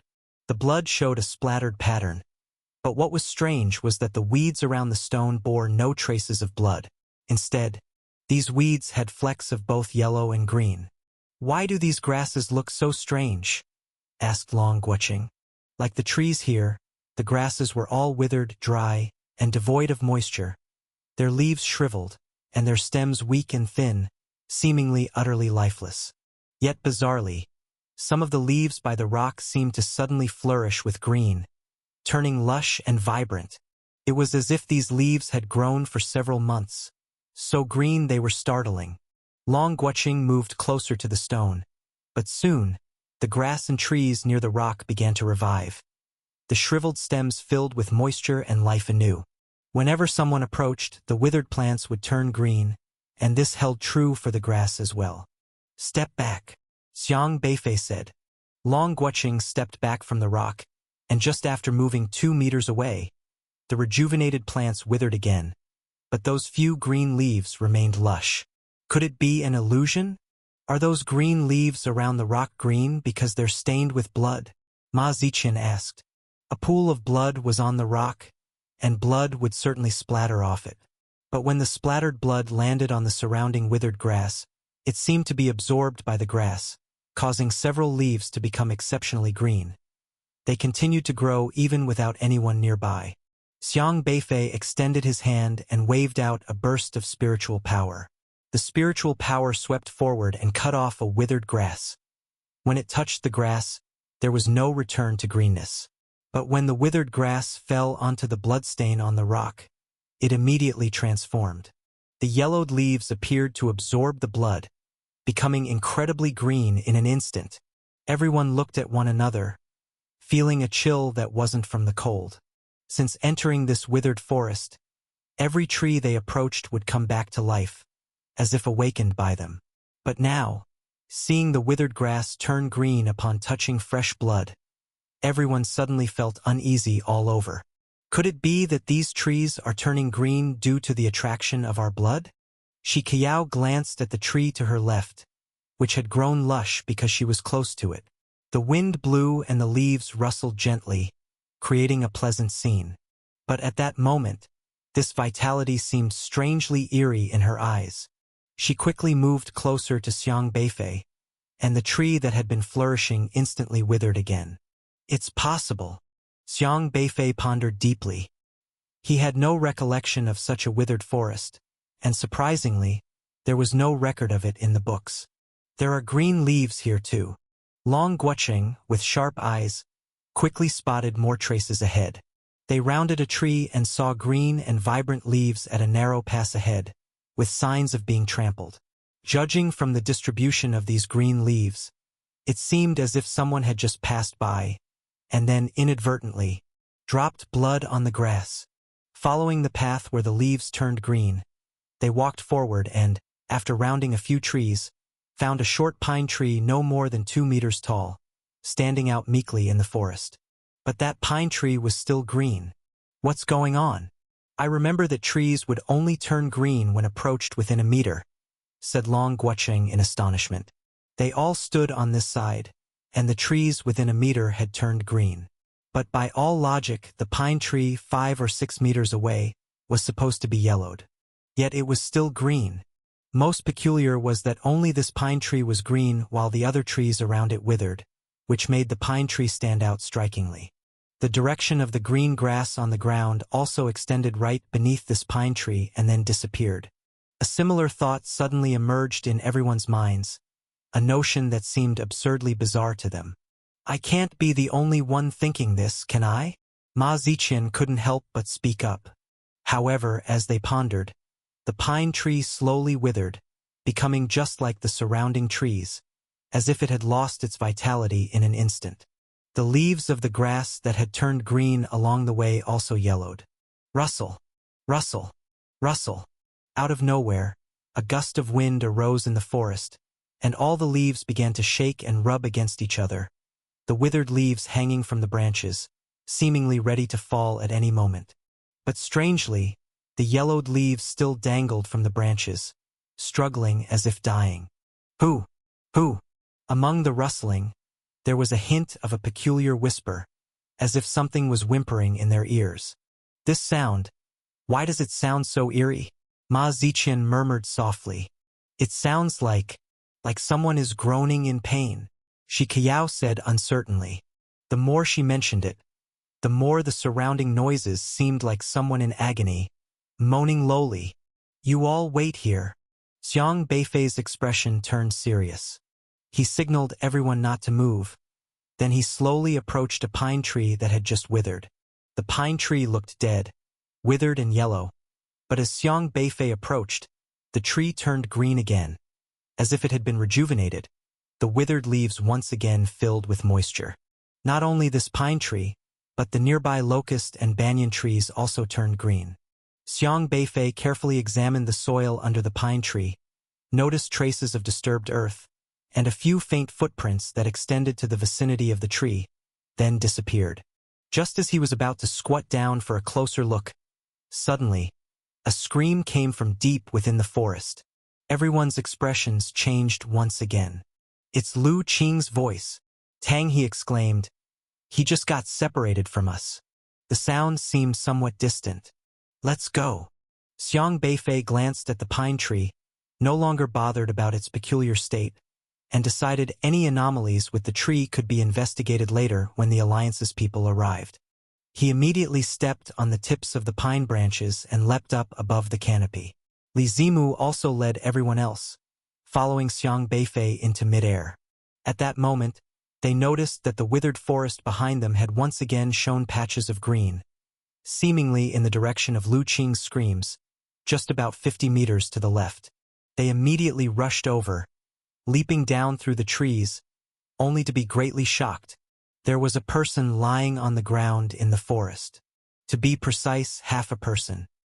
His body looked as if it had been severed by some sharp blade, blood and guts blurred together, the lower half thrown about 5 meters away, various organs scattered around like trash from a kicked-over bin, emitting a strong stench of blood. But the place where he lay had no blood whatsoever. Only the wildly thriving weeds. Even the organs were the same. The person's skin was wrinkled, his face covered in wrinkles and twisted like a wrung-out rag, appearing like a nearly dead old man. Is it someone you recognize? Long Guocheng looked at Tang He. Tang He stared in horror at the half-bodied old man, at a loss to confirm the man's identity for a moment. I don't know, but I remember Lu Qing was wearing these clothes, but Lu Qing wasn't this aged. Tang He couldn't be sure. He must be your companion. Xiang Beifei saw the interface above the other party. No matter how much a person's appearance might change, the system interface would never change.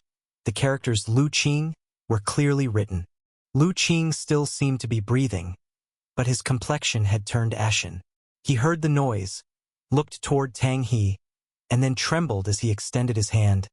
Save, save, save. But just then, Xiang Beifei felt that sense of unease surge up again in his heart, and he shouted lowly, "Be careful." Whoosh! In the trees not far from Lu Qing, suddenly, more than a dozen figures appeared. These figures looked terribly miserable, covered in blood from head to toe, with severed hands and feet. Some even had holes in their hearts. Some had their clothes shredded into rags, and others, perhaps due to the ravages of time, were barely covered, their pants gone. Yet each of these dreadfully miserable figures emitted a strange and powerful aura. They were all in the meridian opening phase. Ghost whiskers of remnant visage. It's them. They've come again. Tang He looked horrified. Back off, Xiang Beifei said sternly. Surrounded by so many ghost mustaches of remnant visage, even he was troubled. Although he now had the ability to deal with the ghost mustaches of remnant visage, the problem was, he was accompanied by a group of people in the chi-controlling phase. The ghost mustaches of remnant visage just stood among the branches, watching this line of newcomers with a pitiful gaze, their eyes flickering with a strange gleam. What surprised them most was that these people were standing on the branches, but the branches showed no sign of turning green. It was completely different from Xiang Beifei and his group. Ah! The foremost ghost mustache of remnant visage let out a miserable scream, sharp and heart-wrenching, making one think it was hurt and wailing in pain. However, this sound was more like a command. Hearing the scream, the other ghost mustaches of remnant visage also made various sounds left from before their deaths, their bodies rapidly extending long tentacles that immediately engulfed Lu Qing and continued sweeping towards Xiang Beifei and the others. Take them and leave, Xiang Beifei shouted to Li Zimu. Li Zimu, without hesitation, gathered everyone quickly, leaped onto the treetops, and darted away. Xiang Beifei punched out, exploding flames roaring and surging over the tentacles.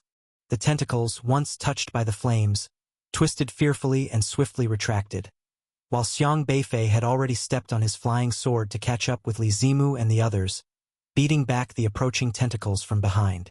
However, they had not flown far when tentacles suddenly burst from the forest ahead, blocking their path. These tentacles were dense and stretched for tens of meters, clawing in the air like a wall, blocking half the sky. Whoosh! Whoosh! Whoosh! Each tentacle swung powerfully, with Long Guoqing blocking in front. His gaze immediately shifted, his vision pressure ability instantly falling on the tentacles, the furious pressure colliding violently with the tentacles. Crash! The power of Long Guoqing was such that wherever he looked, his ability took effect instantly, slicing a swath through the obstacles quicker and more cleanly than laser eyes, leaving the tentacle monsters no time to react before being broken. The foremost tentacles were directly burst by his vision pressure, but as one tentacle burst, more tentacles extended out, rapidly pressing down on them again. However, although his gaze could shift quickly, it was still unable to handle the overwhelming tentacles. These tentacles seemed endless, growing faster than they could be destroyed, almost rolling up to him as they pressed down. Long Guoqing's arm was suddenly caught and pulled over. Whoosh! A fist flame raced over and severed the tentacle holding Long Guoqing. Xiang Beifei, surrounded by blazing heat, shouted, "Don't try to fend them off, Li Zimu. Take them up and leave." As he spoke, he charged out again, scattering the tentacles chasing from behind. Long Guoqing, stick close to me. Li Zimu intently fixed his gaze on the tentacles coming from the front. As the tentacles fell towards them, the light around Li Zimu slightly rippled, as if it twisted, then it covered everyone. "Don't resist my ability," Li Zimu shouted at the others. The others all held their breath. There were so many tentacles, they simply couldn't withstand them and had to follow Li Zimu's instructions. Li Zimu made a very bold decision. He didn't dodge at all, but directly led everyone towards the tentacles. The tentacles struck them but seemed to hit a phantom, as though their bodies had become ethereal. For a moment, the tentacle monsters couldn't grab them, not even touching a corner of their clothes.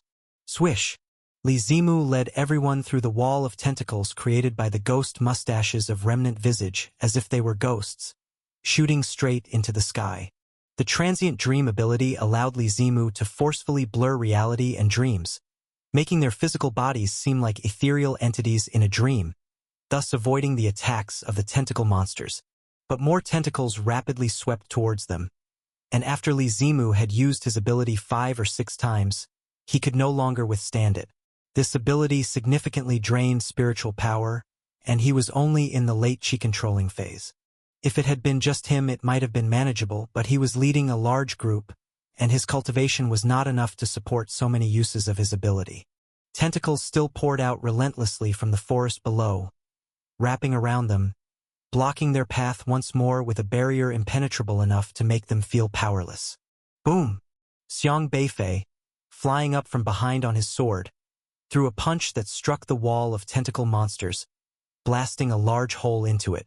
Violent flames roared, tearing apart the subsequent tentacles. Go, don't linger in battle. With a stern shout from Xiang Beifei, Li Zimu immediately gathered the others and flew through the hole, continuing forward. Yet countless tentacles still tried to catch up from behind. Xiang Beifei's gaze tightly focused on the tentacles continuously emerging from the forest. His spiritual power already spread to the dead trees. So fond of dead trees, let you have enough of them. Xiang Beifei's gaze intensified. Crash! The flames instantly fell on the dead trees, igniting the dry branches and leaves with flames from Xiang Beifei, quickly turning the surroundings into a sea of fire. The crackling flames, like a rampant dragon, lit the nearby dead trees, and the entire forest was soon engulfed in towering flames. The tentacles, surrounded by a sea of fire, appeared somewhat panicked. The ghost mustaches of Remnant Visage weren't usually afraid of ordinary flames, but they were particularly wary of Xiang Beifei's flames. These flames threw countless tentacles into disarray, making them continuously retract. Xiang Beifei had no time to pay attention to the condition of the tentacle monsters. He had Shi Qiao assist Li Zimu in recovering spiritual power, then he increased his speed and quickly left the fiery expanse. They had been flying for a full 10 minutes before they turned to look back at the sea of fire they had left behind. However, the expected scene of the flames consuming the entire withered forest did not materialize. There was no thick smoke or blaze spreading in the distance. It seemed as though the flames had been extinguished long ago. The forest was not that easily ignited, but fortunately, the ghost mustache of Remnant Visage had already disappeared. Actually, we didn't necessarily have to run. We could have just set the forest on fire directly. Maybe that would have been enough to overcome them, Long Guoqing said. It's not that simple. If you don't believe me, try using a flame to see if you can ignite the trees below, Xiang Beifei said seriously as he looked back at the vast, withered forest behind them. Long Guoqing threw a fire pill that smashed into the forest. Whoosh! The fire pill exploded into a burst of flame, but the withered trees were not ignited by the flames it produced. They only shook their leaves as if they couldn't care less about the fire. The light from the fire quickly dispersed, and the withered forest did not catch fire. Not even the leaves were fully burned. This, Long Guoqing said in surprise, looking at Xiang Beifei. Then why were your flames able to ignite these withered trees? Do you really think these withered trees are just withered trees? Xiang Beifei asked in return. He was using spiritual power to burn, different from ordinary fire pills. Moreover, the leaves seemed to have a resistance that could fend off the spread of flames. Once the spiritual power was depleted, the flames would die out. Long Guoqing was uncertain after being questioned by Xiang Beifei. Indeed, the trees here were very strange. As they approached, the withered trees turned green again, regaining vitality, completely different from normal withered trees. So is Lu Qing dead? Tang he asked through clenched teeth. Before they joined the freshman competition, each of them was a favored pupil from elite schools, having awakened SR talents, with a bright future ahead. But the continuous incidents had Tang he feeling panicked. SSR Ho Qingwu was killed by people from Yenzhou University. SR Lu Qing fell into the hands of the tentacle creatures. The whereabouts of the others were now unknown. Only he was lucky enough to have been brought along by Xiang Beifei and the others. I don't know, Xiang Beifei said. Everyone's mood was somewhat heavy. Under those circumstances, it was impossible to go and rescue Lu Qing. They could only offer help when they themselves were capable of doing so. Tang he couldn't help but look back in the direction where Lu Qing had encountered trouble, feeling very distressed, but there was nothing he could do. He had witnessed the power of those strange desolate beasts and knew that Xiang Beifei's decision was the correct one. At this point, they had been deep inside the withered forest for an hour, which meant that it would take at least another hour to leave the forest. So far, they still couldn't see the edge of the withered forest. The area was simply too vast. But at that moment, they discovered several vague green dots appearing ahead on their path. These green dots were not clustered together. They were scattered in all directions, and their movement was uncertain, very dispersed, with each green moving at varying speeds. Are there other people who have come to this withered forest? Li Zimu wondered aloud. They might all be here looking for the landmine dragon, Xiang Beifei said gravely. Every university's team would surely have someone relatively familiar with the terrain of the Outer Wilds and who knew where to lead everyone to kill desolate beasts. The landmine dragon was one of the essential desolate beasts on the list that needed to be hunted, and anyone knowledgeable knew that where the purple lightning struck from high above was where the landmine dragon could be found. That also meant many school teams might choose to pass through this withered forest. Should we warn them? How do you propose we warn them? Long Guocheng gave Ma Ziqian a sidelong glance, saying, You go warn them? Do you think they'll believe you? Ma Ziqian shrugged his shoulders, as if to say he hadn't spoken. Although he was fast, going back and forth like that would consume a lot of time. Besides, what Long Guocheng said was true. Teams from other schools might not believe him. Looking behind them, the withered forest still seemed very quiet, as if the battle just now had never happened. The entire forest appeared to be safe and untroubled. Such a situation would hardly be persuasive to those people. Moreover, not everyone could perceive the aura of the ghost mustache of Remnant Visage in advance. The only one who could be certain of the presence of the ghost mustache was Xiang Beifei. And the kind of aura that Xiang Beifei talked about was completely imperceptible to the others, making it impossible to determine where exactly the ghost whiskers were hiding in the forest. It's not right to just watch them walk into their deaths, Ma Ziqian said. The priority now is to get out of this withered forest as quickly as possible and find a place where we can use the SOS talisman so that the God-refining judges can deal with these matters. Long Guocheng said sternly. This was indeed the best course of action. Otherwise, facing those ghostly things again might get them entangled for half a day more. However, not all the green dots they could see were moving deeper into the withered forest. Some, like them, were also running back. Judging by the alternating speed of the trees withering and greening, those running back were going fast, seemingly also realizing something was amiss and beginning to retreat. But some green dots continued to run deeper into the withered forest. Let's just warn those that are conveniently on our way. Whether they believe it or not is up to them, Xiang Beifei said. The ghost mustaches that they had encountered just now weren't too formidable. But what truly concerned him was the slender-waisted, blonde-haired woman mentioned by Tang He. That ghost mustache had spoken so deftly, clearly not of the same caliber as these ghost whiskers. What Xiang Beifei was most worried about now was whether that slender-waisted woman could be a desolate beast with God-refining strength. Leading his team, he didn't dare to gamble. No matter what, they had to take the slender-waisted woman seriously, especially since he always felt that a powerful presence was faintly drawing closer from a far distance behind them, tracking them, a presence even stronger than the ghost whiskers of Remnant Visage they had encountered so far. Okay. Li Zimu quickly turned towards the approaching green on their right front. It was about a kilometer away, the closest one. About 10 seconds later, they caught up with the green dot. Xiang Beifei immediately revealed his dominant spiritual power, deterring the person below, and soon a male student jumped out from under the trees. This was Jingzhou University's SSR, Xia Wenxi, a slim and pale young man.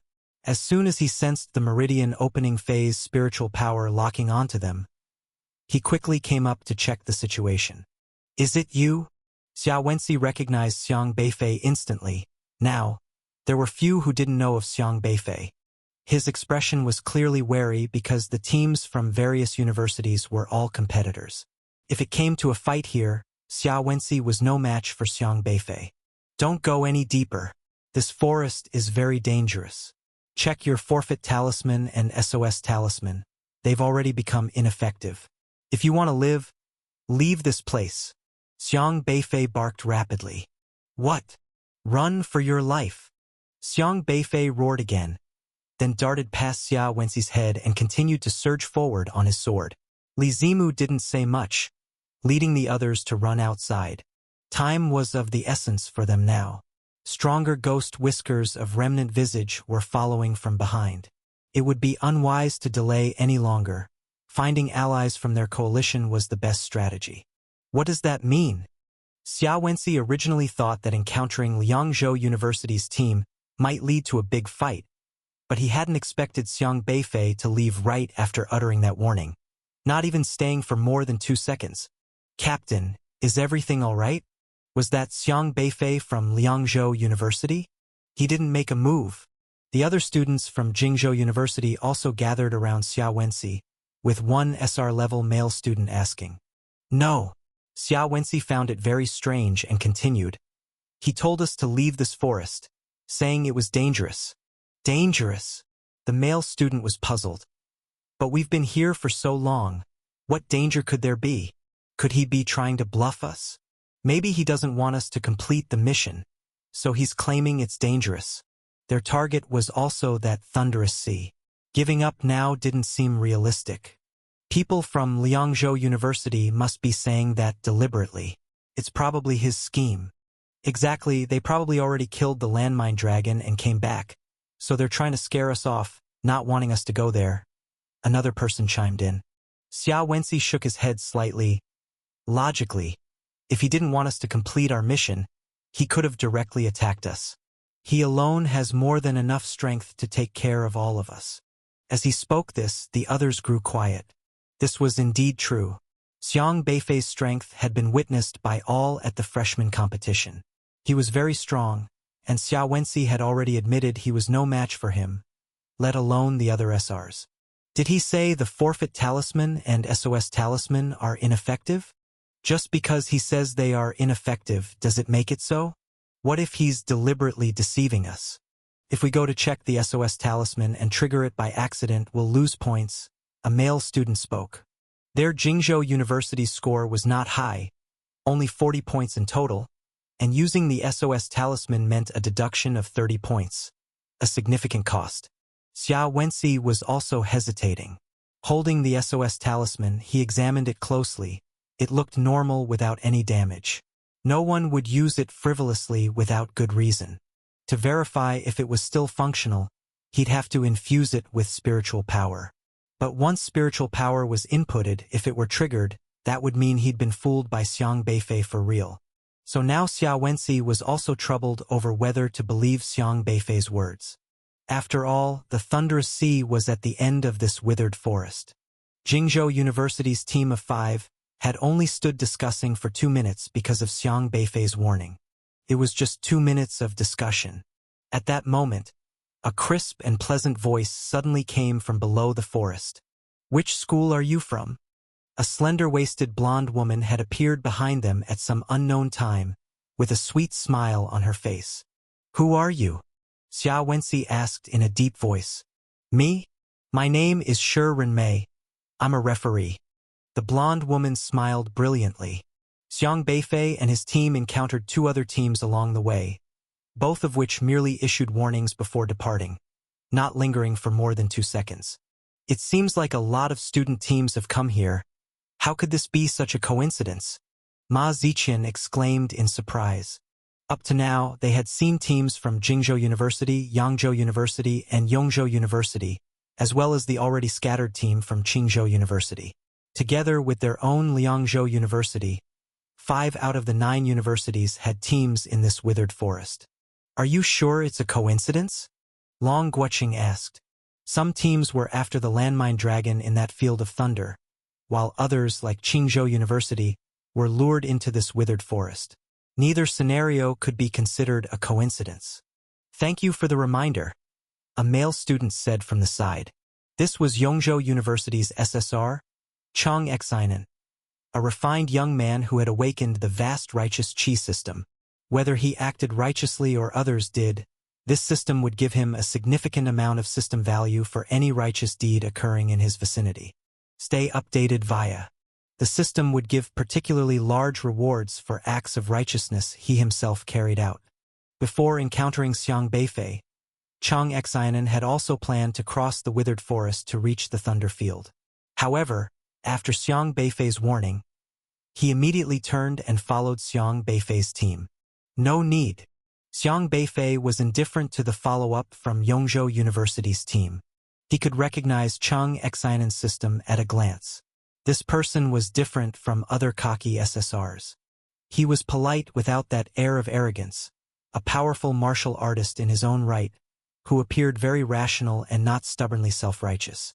Xiang Beifei had a deep impression of Chang Xianen's system. The presence of such a system implied that the person was upright and wouldn't engage in any schemes. Xiang Beifei judged people solely based on their system log, and since Chang Xianen's daily tasks were displayed in the system log, Xiang Beifei didn't repel Yongzhou University. Ma Ziqian asked curiously, "Why would you believe what we say?" Chang Xianen smiled and then turned to look back at the withered forest, saying, "I've always felt there's something off about this withered forest. It's too safe. It's so safe that it doesn't feel like we're in the outer domains at all. You say it's dangerous here, and I see no reason not to believe it." He looked at Xiang Beifei and said with certainty that he trusted Xiang Beifei's actions. The SSR-level vast righteous chi system could measure the righteousness value of a target. Whenever Chang Xianen encountered a situation, his system would evaluate whether it fell within the scope of righteousness. His judgment of righteousness values was straightforward, with only positive or negative as the possible answers. Upon encountering Xiang Beifei's team, who warned them to leave, his system interface displayed a line. Xiang Beifei's current behavior is judged as positive. With just a few words from Xiang Beifei, the vast righteous chi system gave a positive evaluation, and Chang Xianen decisively gestured to follow without asking further questions, not even delving into the reasons, and quickly followed with his own team. Prompt and decisive. Chang Xianen could not have anticipated just how correct his instinctive decision was. Certainly much better than the indecisive students from Jingzhou University. "What danger did you encounter just now?" Di Sheng from Yongzhou University asked. Di Sheng, an SR who had awakened the splendid rivers and mountains system, had been defeated by Li Zimu in a tournament before. However, he accepted his loss with good grace and was not a sore loser. He even greeted Li Zimu with respect afterward. "Ask Tang He. He's from Qingzhou University. His team was dispersed by a strange, desolate beast. The fate of his teammates is currently unknown," Li Zimu said while leading the group and pointing to the pale-faced Tang He. Tang He hesitated for a moment, then briefly relayed his encounter. "Then our immediate priority should be to report this to the Alliance," Di Sheng said. "That's exactly what we plan to do." Li Zimu nodded slightly.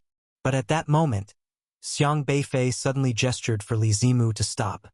"What's the matter?" Li Zimu asked. "Something's off." "What's off?" "We've gone beyond the range." Xiang Beifei stood atop a tree, looking into the distant expanse of the withered forest, which still had no end in sight, much like an infinite ocean.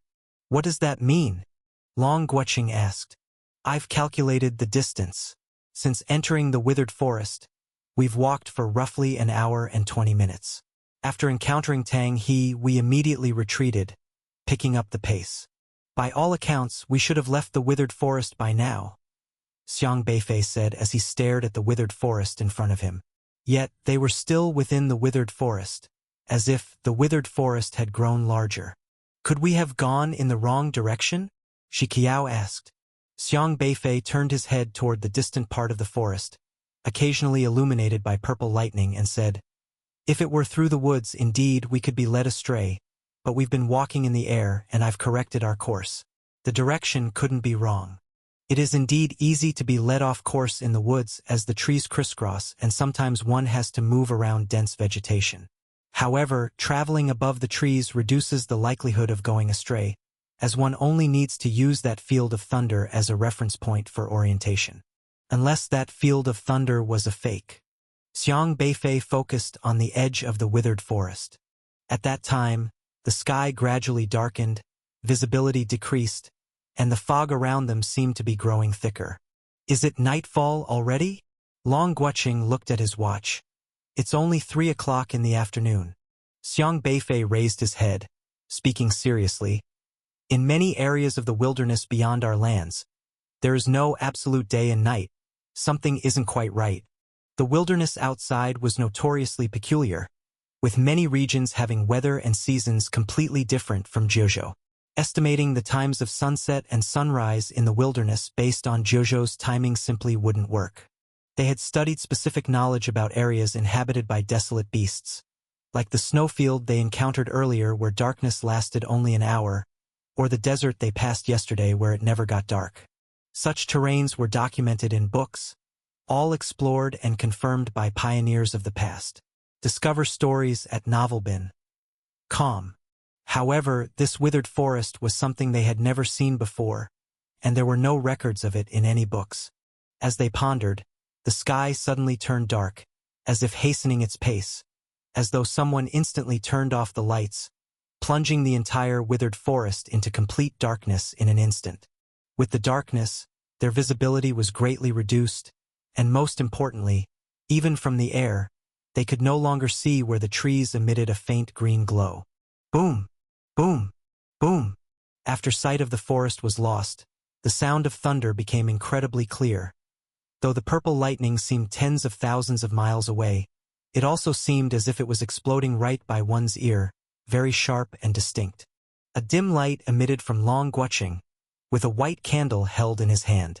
On the candle, instead of a flame, there was a bizarre eyeball. But it was this eyeball that seemed to illuminate the surroundings for about 20 meters. If you can't see, look at the candle. It will help you see better in the darkness, Long Guoqing said. Won't lighting up in this darkness make us an easy target? Dixing asked. No, only those I allow can supplement their vision with my candle. Outsiders can't see it. Not even the desolate beasts. This was one of Long Guoqing's more unique abilities, called Witnessed by All. In darkness, anyone's vision would be severely obstructed, but not Long Guoqing's. He had awakened the spotlight system, often collecting others' gazes, possessing extremely powerful eyesight, capable of transforming sight into light. The ability Witnessed by All meant that Long Guoqing stored the attention value he collected in the eyeball candle, and when others looked at this candle, they were essentially borrowing Long Guoqing's sight. This way, when looking into the darkness, they too could see clearly. During training sessions in the past, they used Long Guoqing's eyeball candle for illumination at night. But even with Witnessed by All, visibility wasn't too far. Long Guoqing's candle could only illuminate about 20 meters in the darkness, still unable to reveal the traces of trees glowing faintly green. So do we continue forward or? Cheng Xianen asked Xiang Beifei. The sudden onset of darkness made it difficult to decide whether to move on or retreat. Rustle, rustle, rustle.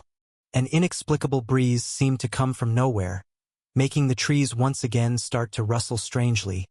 Even the ones underfoot appeared to be swaying. Oh, oh. A faint moaning sound rose again, particularly frightening in the nighttime. Crack. A strange noise suddenly came from the left, as if something had fallen down, hitting the trees and causing leaves to rustle loudly. What's that sound? Long Guoqing looked to the left, where his vision was the best. Others, because of the distance, could only see vague shapes, even with Witnessed by All, not being able to get a full picture. There's a gap in the trees over there, as if a tree has vanished, Long Guoqing said, staring intently into the darkness. Should we go check it out? Ma Ziqian asked. On the side, Cheng Xianen spoke. It's not wise to check it out at this time. The situation was already appearing quite strange, with visibility too poor, and in the darkness, it was hard to tell what might be out there. If they rashly went to investigate and trouble befell them, it would be even worse. They also agreed with Cheng Xianen's words and were about to move in the direction away from the sound. But then another eerie rustle came from there. It seems like another tree has fallen, Long Guoqing said oddly. Rustle, rustle. Several sounds followed in quick succession all around them, as if something were chopping down trees. The trees fell very fast, and the sounds did not come from the same direction, nor could the direction be determined. Now they could not make up their minds and all turned to look at Xiang Beifei. "Let's check it out," Xiang Beifei said. With no way out in sight, it wasn't safe to keep going without figuring out what was happening. Just as a sound echoed from behind them, closer this time, they cautiously began to move towards it. Soon, they saw the crown of a tree suddenly fall, leaving a gap where it used to be. Soaring above the gap and looking down, they quickly found themselves in shock. The fallen tree had disappeared. "Was there a tree here just now?" Di Xing asked in a low voice. "Yes." Li Zimu nodded. Everyone had clearly seen the tree fall. Logically, even if it fell, it should have hit other trees, but the surrounding trees all looked normal without any signs of being struck. Xiang Beifei carefully descended to the ground below, and at that spot, there was a conspicuously fresh pit, as if someone had forcibly yanked out the tree. But where was the tree that had been pulled out? Xiang Beifei could not be sure, but soon he spotted a footprint near the pit, still very fresh, clearly made after the tree had been pulled out. It was a human footprint. Xiang Beifei felt something was amiss. "What's the situation?" Li Zimu and the others followed him down. "The tree is gone," Xiang Beifei reported. "The tree is gone?" They quickly noticed the pit and looked astonished. How could a tree simply vanish into thin air? In the dark forest, the situation seemed especially bizarre. The night breeze rustled the leaves, and the sound grew clearer and clearer. For some reason, everyone suddenly felt as if something lurked in the darkness, waiting to strike. "This is strange. The trees here seem to be regaining their greenness," Shikiyao whispered. They all looked around and then realized something was off. The withered trees in the forest had looked like dead wood before, only starting to regain their greenness when they came within about a meter of them. Now, however, the distant withered trees seemed to be slowly coming back to life, some from their roots, becoming moist, and others were beginning to hold up their leaves. The dry branches and leaves were slowly turning green. The process wasn't as fast as before, but it still seemed very eerie. Moreover, their proximity no longer seemed to directly green the trees, as if their passing no longer had much effect on them. "The pattern on this tree looks quite peculiar." Shikiyao examined the locust tree closest to her, puzzled. The trunk had yellow scars, those dry blemishes gradually plumping up with moisture, forming a distinct outline. This outline was strange, with two jagged lines slowly protruding. Whether due to increasing hydration or some other reason, these lines even became more defined. Shikiyao felt her vision was fading fast. She quickly glanced at languishings witnessed by all, to replenish her sight before focusing on the tree again. However, just as she shifted her gaze back, the two lines on the trunk suddenly opened up, becoming a pair of dry, yellow-green eyes staring intently at Shikiyao. "Ah!" Shikiyao was taken aback by the sudden appearance of a pair of eyes, screamed, and subconsciously threw a punch. Bang!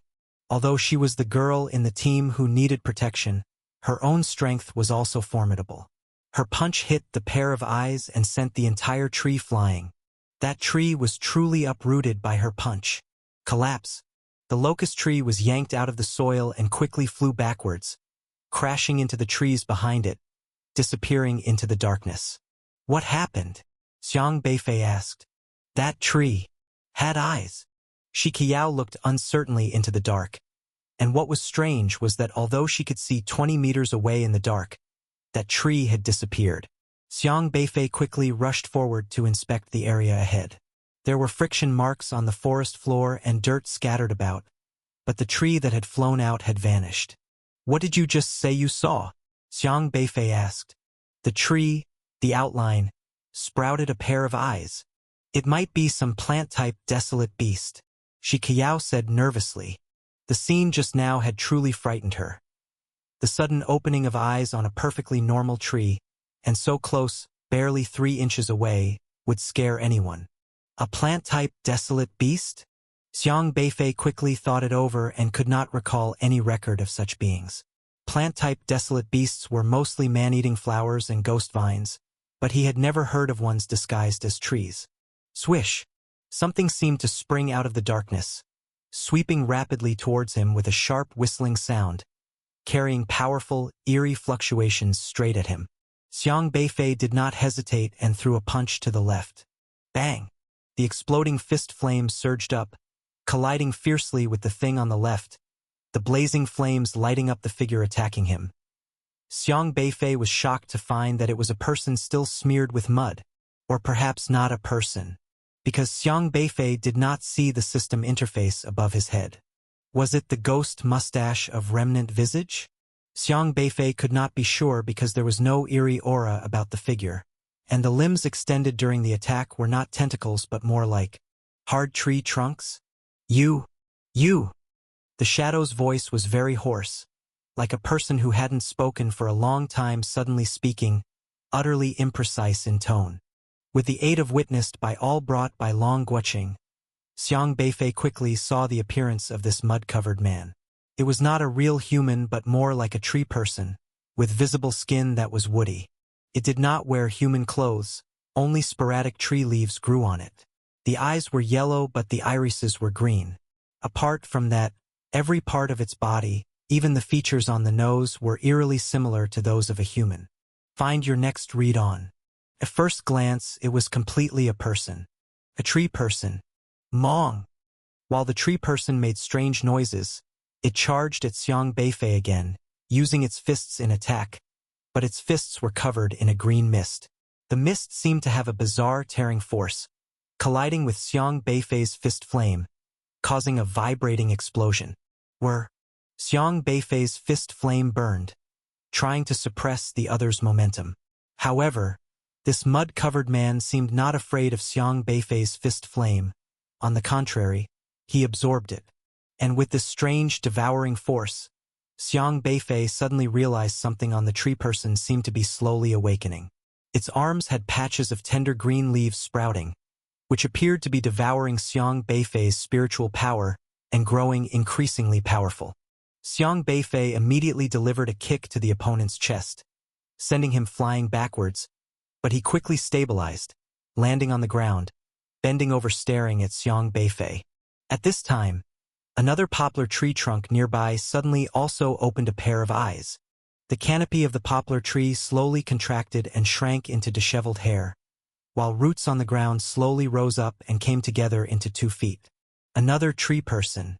Tree person type desolate beast? Xiang Beifei had no records of such a desolate beast, as the current textbooks rarely mention such things. Collapse. At this time, the sound of leaves colliding violently continuously emerged. Different types of trees were contracting, and pairs of eyes soon appeared on tree trunks all around. All the withered trees were rapidly reviving, then transforming into tree people. In less than 10 seconds, no fewer than 10 tree people appeared, surrounding them completely. Be careful! Xiang Beifei shouted loudly. Li Zimu and the others also realized what was happening. They quickly gathered together, watching the sudden appearance of tree people nervously. Swoosh! Swoosh! Swoosh! All the tree people charged at them, attacking directly with brute force. Long Guoqing and the others also quickly counterattacked, the powerful vision pressure blasting on the foremost tree person, a level of vision pressure that could blow a hole through an iron wall. However, the tree person remained unharmed and continued to strike towards Long Guoqing. The tree person actually ignored his vision pressure entirely. It was as if his gaze was a stream of water that hit a clump of cotton, completely absorbed. Can't hurt it. Long Guoqing muttered in a low voice, just moments ago when he had clashed with the ghost mustache of remnant visage. He was able to burst its tentacles with a stare. But facing this suddenly revived tree person, he was unexpectedly unable to respond. In the brief moment Long Guoqing was in a daze. Its roots burrowed into the ground, entwining around his bare feet, lifting him upside down. Then countless tendrils sprouted from the roots, and the thin tendrils pierced into Long Guoqing's lower legs. Long Guoqing cried out as his feet felt numb, his spiritual power rapidly draining from his body. At that moment, Ma Ziqian rushed past. a dagger in his hand flashing a cold light as he cut the roots, pulling Long Guoqing back. Long Guoqing flipped down to the ground, touching his leg. There was still a length of the severed root wrapped around his lower leg, sticking to his skin like fine needle holes. He hastily tore it from his leg. But from all directions, countless roots exploded out, sweeping towards them. Ma Ziqian immediately grabbed Long Guoqing and Shi Keyao, flashing to the side. Whoosh! Whoosh! The roots still did not give up the chase, and at this time, Li Zimu waved his arms, summoning chunks of boulders, which soared through the air and smashed towards the tree people. Chaotic stone piercing sky. The hefty stones whistled down, each as large as a table, and a hit from them was no laughing matter. Yet, the tree people did not dodge at all, shooting straight up towards the sky, crashing into the boulders. Li Zimu's boulders hit the tree people on their crowns with precision and simply disappeared. The stones weren't swept aside nor shattered. They just vanished upon contact with the tree people. It swallowed my boulders? Li Zimu was slightly taken aback. His boulders, when they came smashing down, should have been very heavy and not so easily neutralized. But mysteriously, after his boulders were rolled over, they just disappeared. Not even a single leaf was stirred up. At that moment, the tree people had already lunged towards him. Li Zimu immediately sidestepped. He tried to use his ability to blur the lines between dreams and reality to phase his body and avoid the tree person's attack. However, the tree person's twisted roots struck his form, actually sweeping across his ethereal body. Li Zimu turned pale as a wound appeared on his shoulder, and his phantasmal form was forcefully solidified. The ability he had used to counter the ghostly visage was completely ineffective against the tree person. Careful! On the side, Di Sheng rolled on the ground, and the earth rose in a series of columns, falling onto Li Zimu, pulling him back. However, the roots rushed over again, shattering the columns. The solid earth columns were instantly engulfed in a sea of leaves. Despite having been defeated by Li Zimu, Di Sheng held no grudge and instead helped Li Zimu at a critical moment. Thank you. Li Zimu supported his shoulder, using spiritual power to heal the wound. No need. Let's figure out a way to deal with them first. My abilities, like yours, can't stop it. Di Sheng shook his head. He could only pull Li Zimu back, incapable of halting the trees. The attacks from the tree people were quite peculiar, catching everyone off guard. The various abilities they deployed were ineffective against the tree people. Fall back.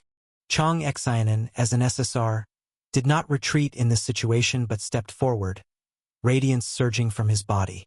The white light transformed into ripples, tearing through space, surging towards the tree people. He had a very powerful ability called Righteousness Purification. Righteousness Purification was a range-based formidable attack. The system would first assess the target's righteousness value on a scale from 1 to 10. The lower the righteousness value of the target, the more powerful Chang Xianen's attack would be. It was with this powerful righteousness purification that he had won 2 meridian opening phase bouts for his school. The lower the target's righteousness value, the greater the damage.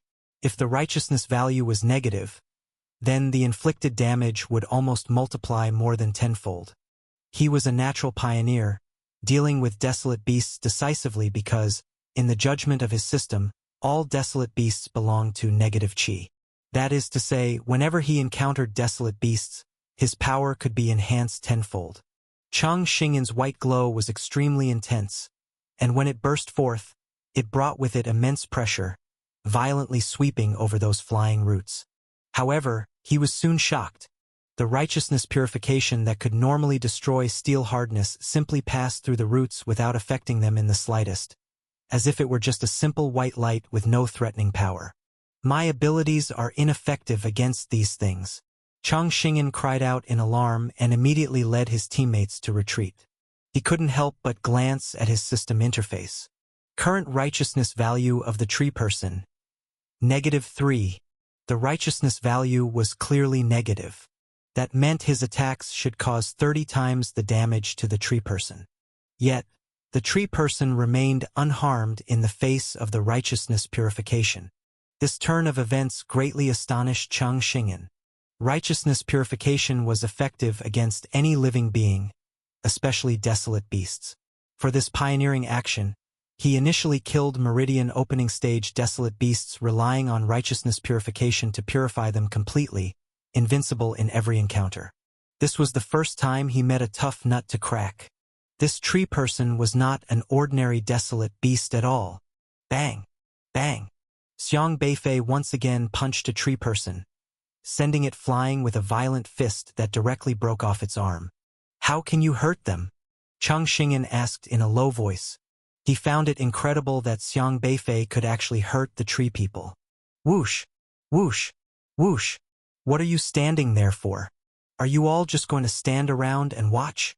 Ma Ziqian's figure blinked rapidly. His speed was extremely fast, and with each sweep of his knife, many leaves and branches fluttered in the air. "You can hurt them too?" Chang Xing'an watched Ma Ziqian, who was only at the late stage of qi controlling, in astonishment again. "What do you mean, can hurt them? Can't you all hit them?" Ma Ziqian asked, puzzled. He stopped and looked at Xiang Beifei, saying, "The captain and I can. You can only rely on brute strength to attack." Xiang Beifei said solemnly, "This thing absorbs spiritual power, so any skill-based attack is ineffective against it." Just now, to deal with the ghost mustache of Remnant Visage, he ignited the withered forest with his fist flame, but the forest did not completely catch fire. The reason must have been related to this. These tree people were unafraid of any skill-based attacks. Li Zimu and Long Guoqing relied on spiritual power to deploy their abilities.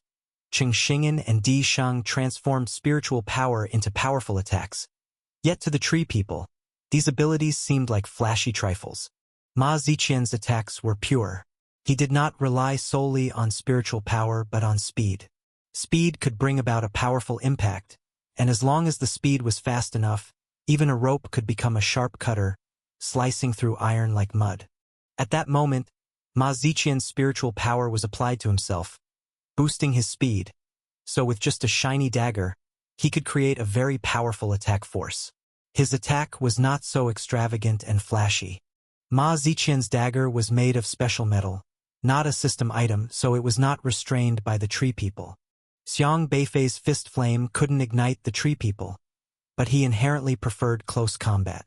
Even without deploying rapid flame, each of his moves and styles were terrifyingly powerful, and a punch was not something the tree people could easily endure.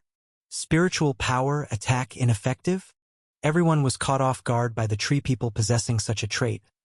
Ordinarily, in a confrontation, skill-based system awakeners tend to be more formidable because they can attack their opponents with long-range abilities. However, melee awakeners, unless they were speed-type awakeners like Ma Ziqian, were at a disadvantage when facing skill-based system awakeners. But this time, the skill-type abilities were countered by the tree people, and melee system awakeners had to be relied upon instead. "I'll help you." Shi Qiao's ability came in handy. She might not inflict much damage on these trees, but she could enhance the overall quality of her teammates. Since physical attacks were the only option, meaning Shi Qiao pouring her support with all-might power into strength and speed could make Xiang Beifei and Ma Ziqian's combat abilities leap significantly. Boom! Boom! Bolstered by Shi Qiao, Xiang Beifei's speed and strength increased markedly, allowing him to chop another 2 tree people in half. However, he quickly realized that these tree people, split in half, didn't simply perish. Their bodies emitted a green glow, and the severed parts reconnected. Stay tuned to Empire. Even the tree person whom Xiang Beifei had earlier severed a hand from was making creaking sounds. And it, too, sprouted a new limb. This way of fighting was clearly no solution. "Go up!" Xiang Beifei wielded a blade condensed from breath soil, chopping down on the branches before him and dismembering another tree person's limb. Breath soil was inherently special, both tough and potent, capable of morphing into various shapes, including sharp cleavers, and most miraculously, it wasn't countered by the tree people. Crack, crack, crack. More and more tree people began to revive around them. If this continued, the entire wilted forest might turn into tree people, they would be completely entering the tree people's nest. Li Zimu and the others reacted quickly, leaping into the sky. Although their abilities were ineffective against the tree people, they could still use them to flee. But the tree people had no intention of letting them escape. Countless branches and roots emerged, blocking their way above. Immediately after, every leaf began to spin, detaching from the branches and turning into a swarm of sharp darts. Whoosh! Whoosh! Whoosh! Numerous leaves sliced through the air swiftly, creating a dense net that blocked all their escape routes. Long Guoqing once again tried to counter the leaves with vision pressure. But the leaves disregarded his efforts, immune to both spiritual power and spiritual power attacks. Xiang Beifei leaped out rapidly, guarding them, as the breath soil in his hand transformed into a long staff. Whirling the staff, he created a powerful wind. Thwack! Thwack! Thwack! The leaves, as sharp as little knives, hit the breath soil and collided fiercely, the breath soil acting like a propeller, pulverizing the leaves into powder. Shielding against the leaves, he led everyone out of the forest, with Ma Ziqian at the ready, flashing through the incoming branches, severing them with ease. Swish! Under Xiang Beifei's lead, the group swiftly exited the forest and reached the air above the withered woods. Yet the night sky remained pitch black, with only distant lightning flashing, occasionally illuminating an area. The tree people below, however, seemed to have no plans to let them go, leaping up rapidly. Their mode of ascent was eerie. They were actually stepping on spinning leaves, closely pursuing them. Furthermore, more and more tree people were pouring out of the withered woods, converging on them from all directions. Fly higher, Xiang Beifei said. But Li Zimu, after flying for so long and carrying so many people, began to slow down. Xiao Hu, it's our turn to exert effort, Chang Exinen commanded. Got it. A Yongzhou University SR-level student, Hu Hongkai, summoned several eagles, and everyone alighted on the backs of the eagles.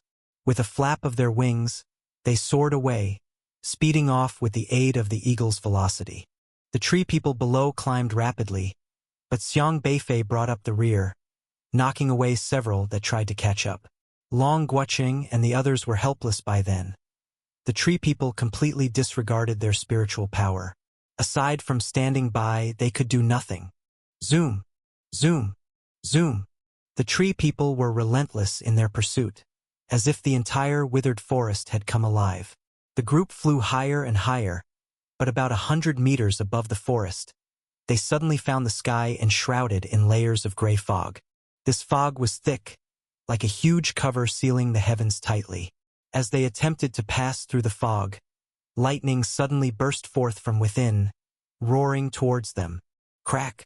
The lightning was terrifying, like a dragon roaring through, charged with electricity that made the air violently turbulent. Everyone was shocked. Such a display of lightning was enormously powerful, possibly as potent as a late-stage meridian opening. Its immense pressure was enough to scare everyone. Be careful! Chang Exinen shouted and rushed forward, a white glow spreading as he released an air of righteousness to meet the lightning. The lightning was fierce, crashing into Chang Exinen's righteousness.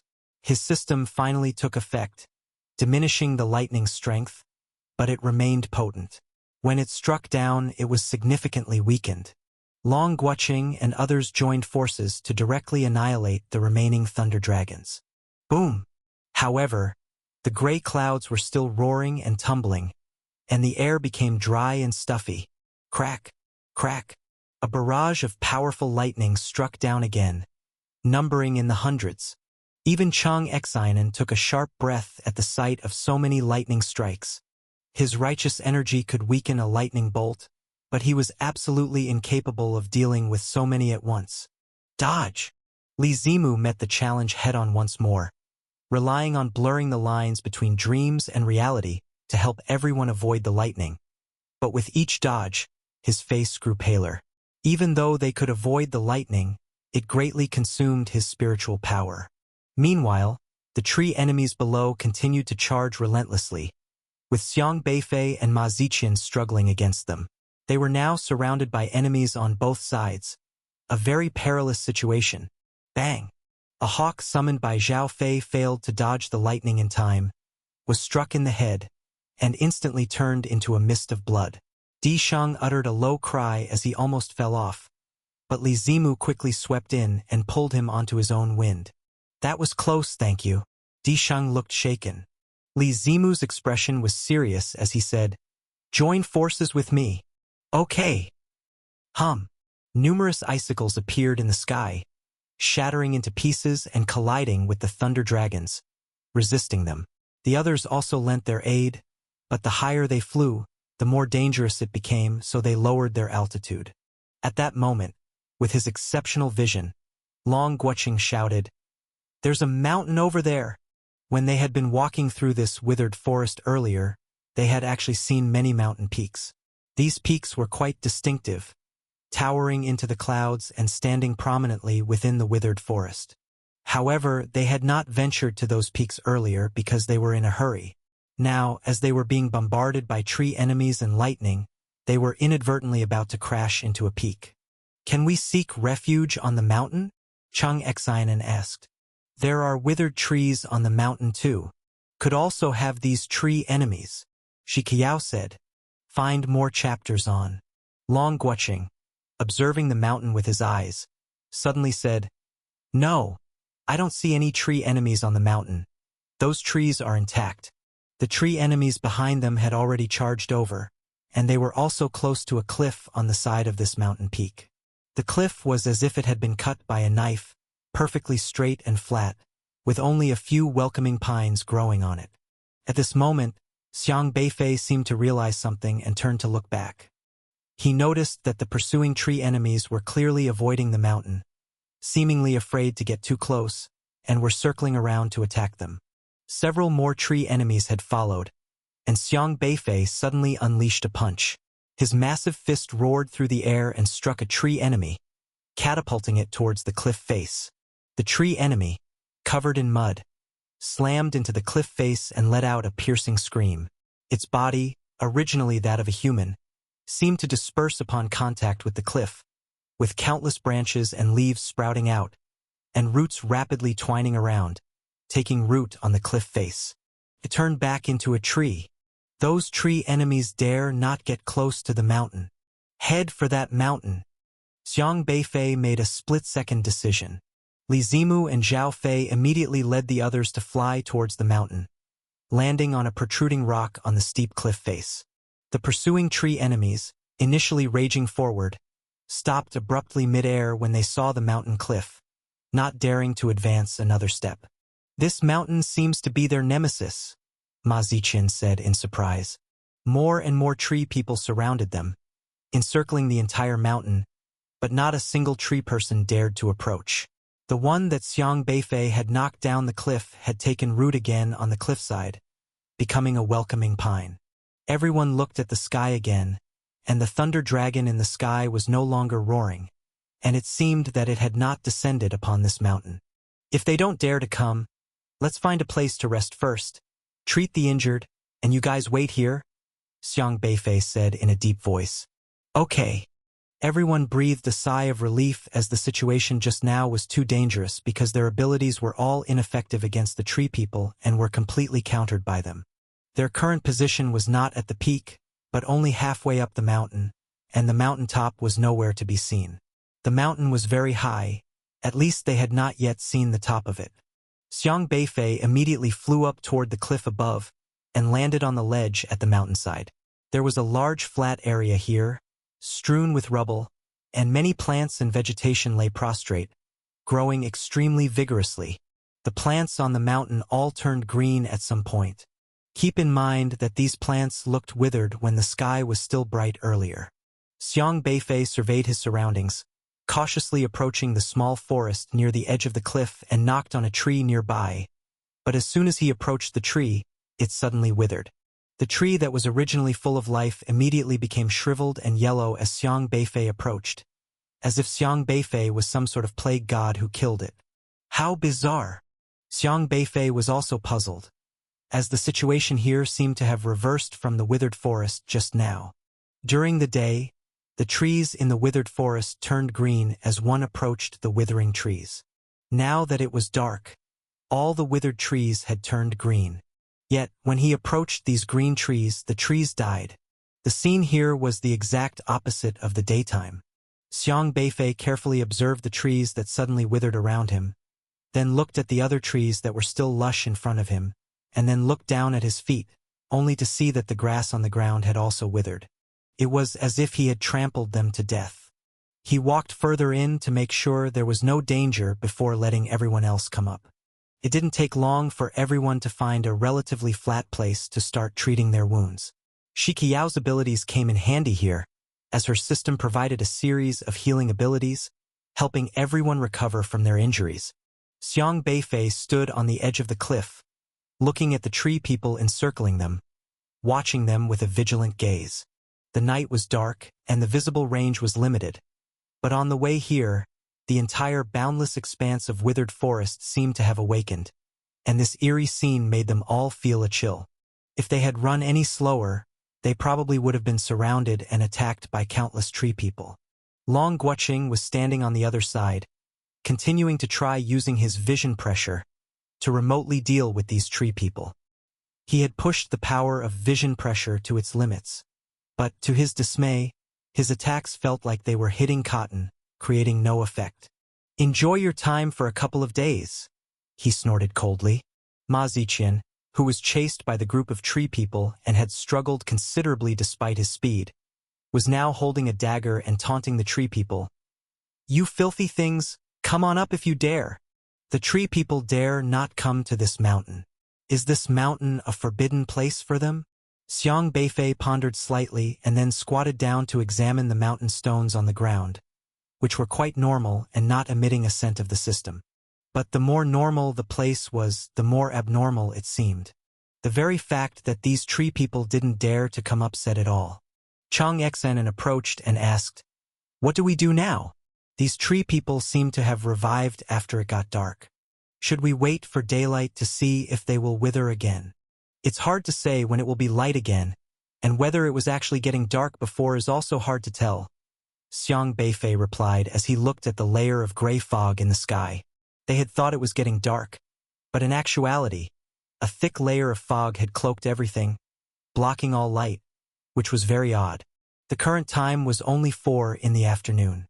The season in the wilderness outside the domains differed too much from that of Zhuzhou, and they had to abandon conventional methods, considering the possibility that it could be dark here for 10 to 15 days.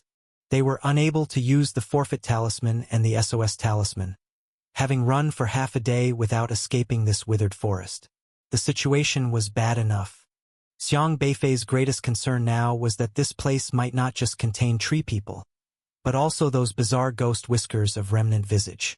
With such a commotion stirred up now, those ghost whiskers would eventually come after them. The tree people dreaded this mountain and dared not climb it. But what if the ghost whiskers of remnant visage were not afraid of this mountain? They were still uncertain about these matters, merely groping in the dark. "By the way, do you have any impressions of the tree people and the withered forest?" Xiang Beifei asked. Chang Xanen shook his head. "Before I came here, I had prepared thoroughly. I diligently studied the desolate beasts that are most likely to appear in this area, but I have no recollection of them." Xiang Beifei muttered to himself. That suggests neither the tree people nor the ghost whiskers of remnant visage belong to the desolate beasts of this area. Ghost whiskers of remnant visage? Are there ghost whiskers of remnant visage here? Chang Xanen asked, surprised. Xiang Beifei questioned, "You know about the ghost whiskers of remnant visage?" "I just heard about them recently. A new species of desolate beast recorded in the Zhuzhou Alliance's database. I read an article about them. It seems it was published by a professor from Liangzhou University. He named it Ghost Whiskers of Remnant Visage in the paper. It's said to be a very troublesome desolate beast that parasitizes the corpses of the dead, maintaining the appearance of the person just before death." Chang Xanen spoke sternly. Being a responsible SSR, especially when leading a team, he had earnestly prepared knowledge about the wilderness beyond the domains. Yi Chongfeng's paper had just been updated in the Zhuzhou Alliance's academic database, and Chang Xianen had studied it. That being said, the name is rather fitting. Apparently a student from Liangzhou University came up with it.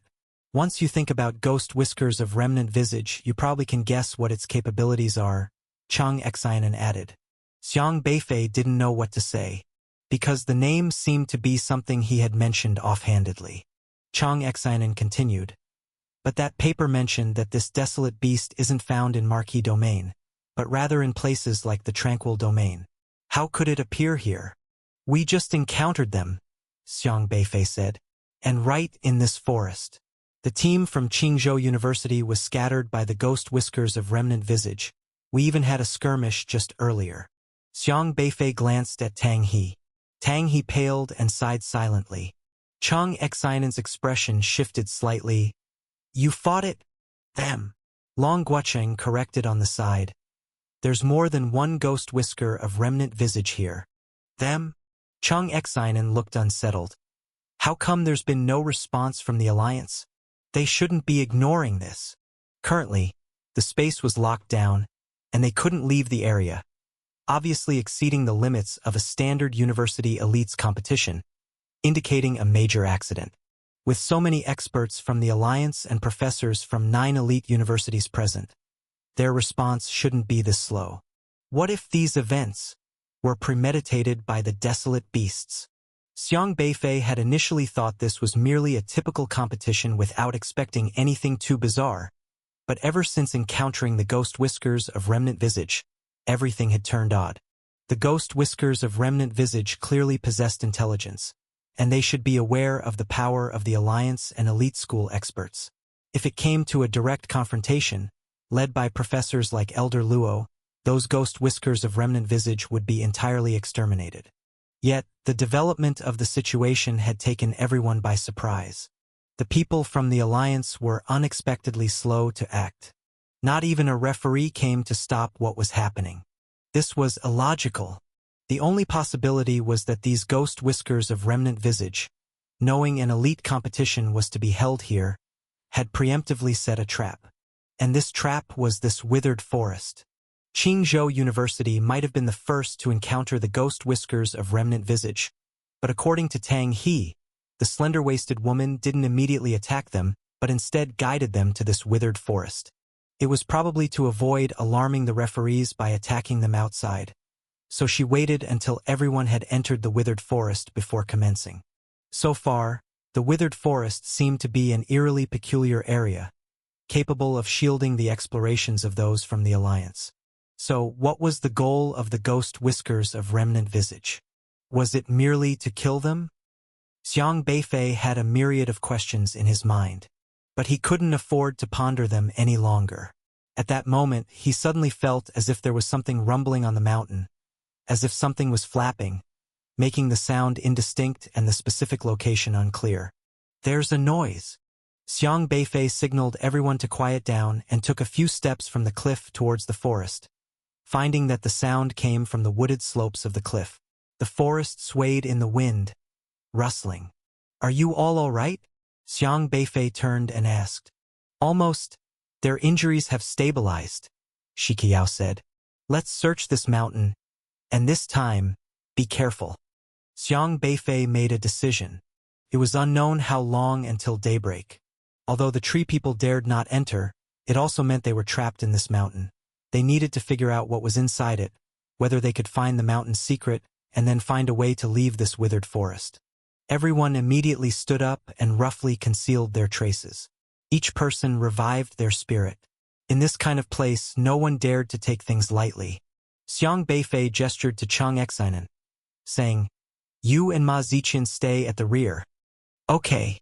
Chang Xianen walked at the end of the group, while Xiang Beifei led the way at the front. Ma Ziqian and Chang Xianen walked together. Even though Chang Xianen was an awakener in the meridian opening phase, his abilities were ineffective against the tree people.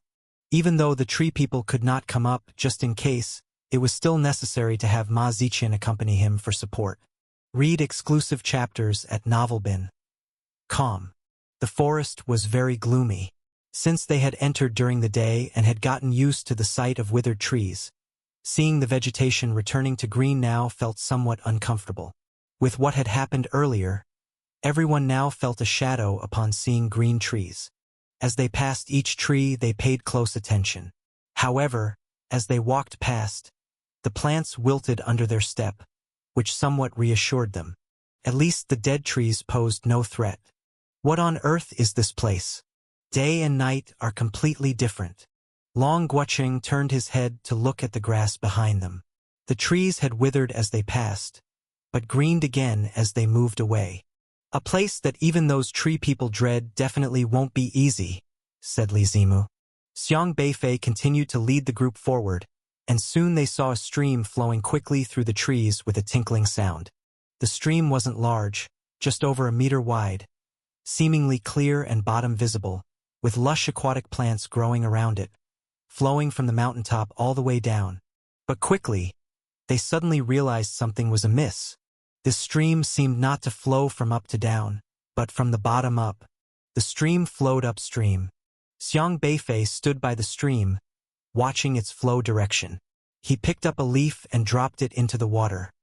Indeed, the leaf was carried upstream. This stream is a bit strange. The others also felt quite surprised, but they had seen too many anomalies along the way, so what was abnormal had become normal. The stream flows from the bottom up. There must be a confluence point at the top. Should we go and check it out? Li Zimu asked. They were currently only halfway up the mountain, not at the peak. Let's check it out, Xiang Beifei nodded. If it were a stream flowing downward, they might not care much, but a stream flowing towards the mountaintop indicated that there must be something there. Perhaps this could explain why this mountain was so strange. The group began to follow the stream toward the mountaintop. There was no obvious path here, just various tangled weeds, but that didn't matter. The weeds would collapse and die as they approached, more effective than any herbicide. Since there was no road on the mountain before, it became a road as they approached. Only the sound of their footsteps on dry leaves and the babble of the stream could be heard through the woods, exceedingly clear. Everyone kept silent, carefully distinguishing sounds around them, occasionally checking Long Guoqing's candle to supplement their vision. Soon they discovered that the stream was not the only one. At the crossroads ahead, other streams merged and then continued flowing up the mountain. Along the way, they had already encountered 3.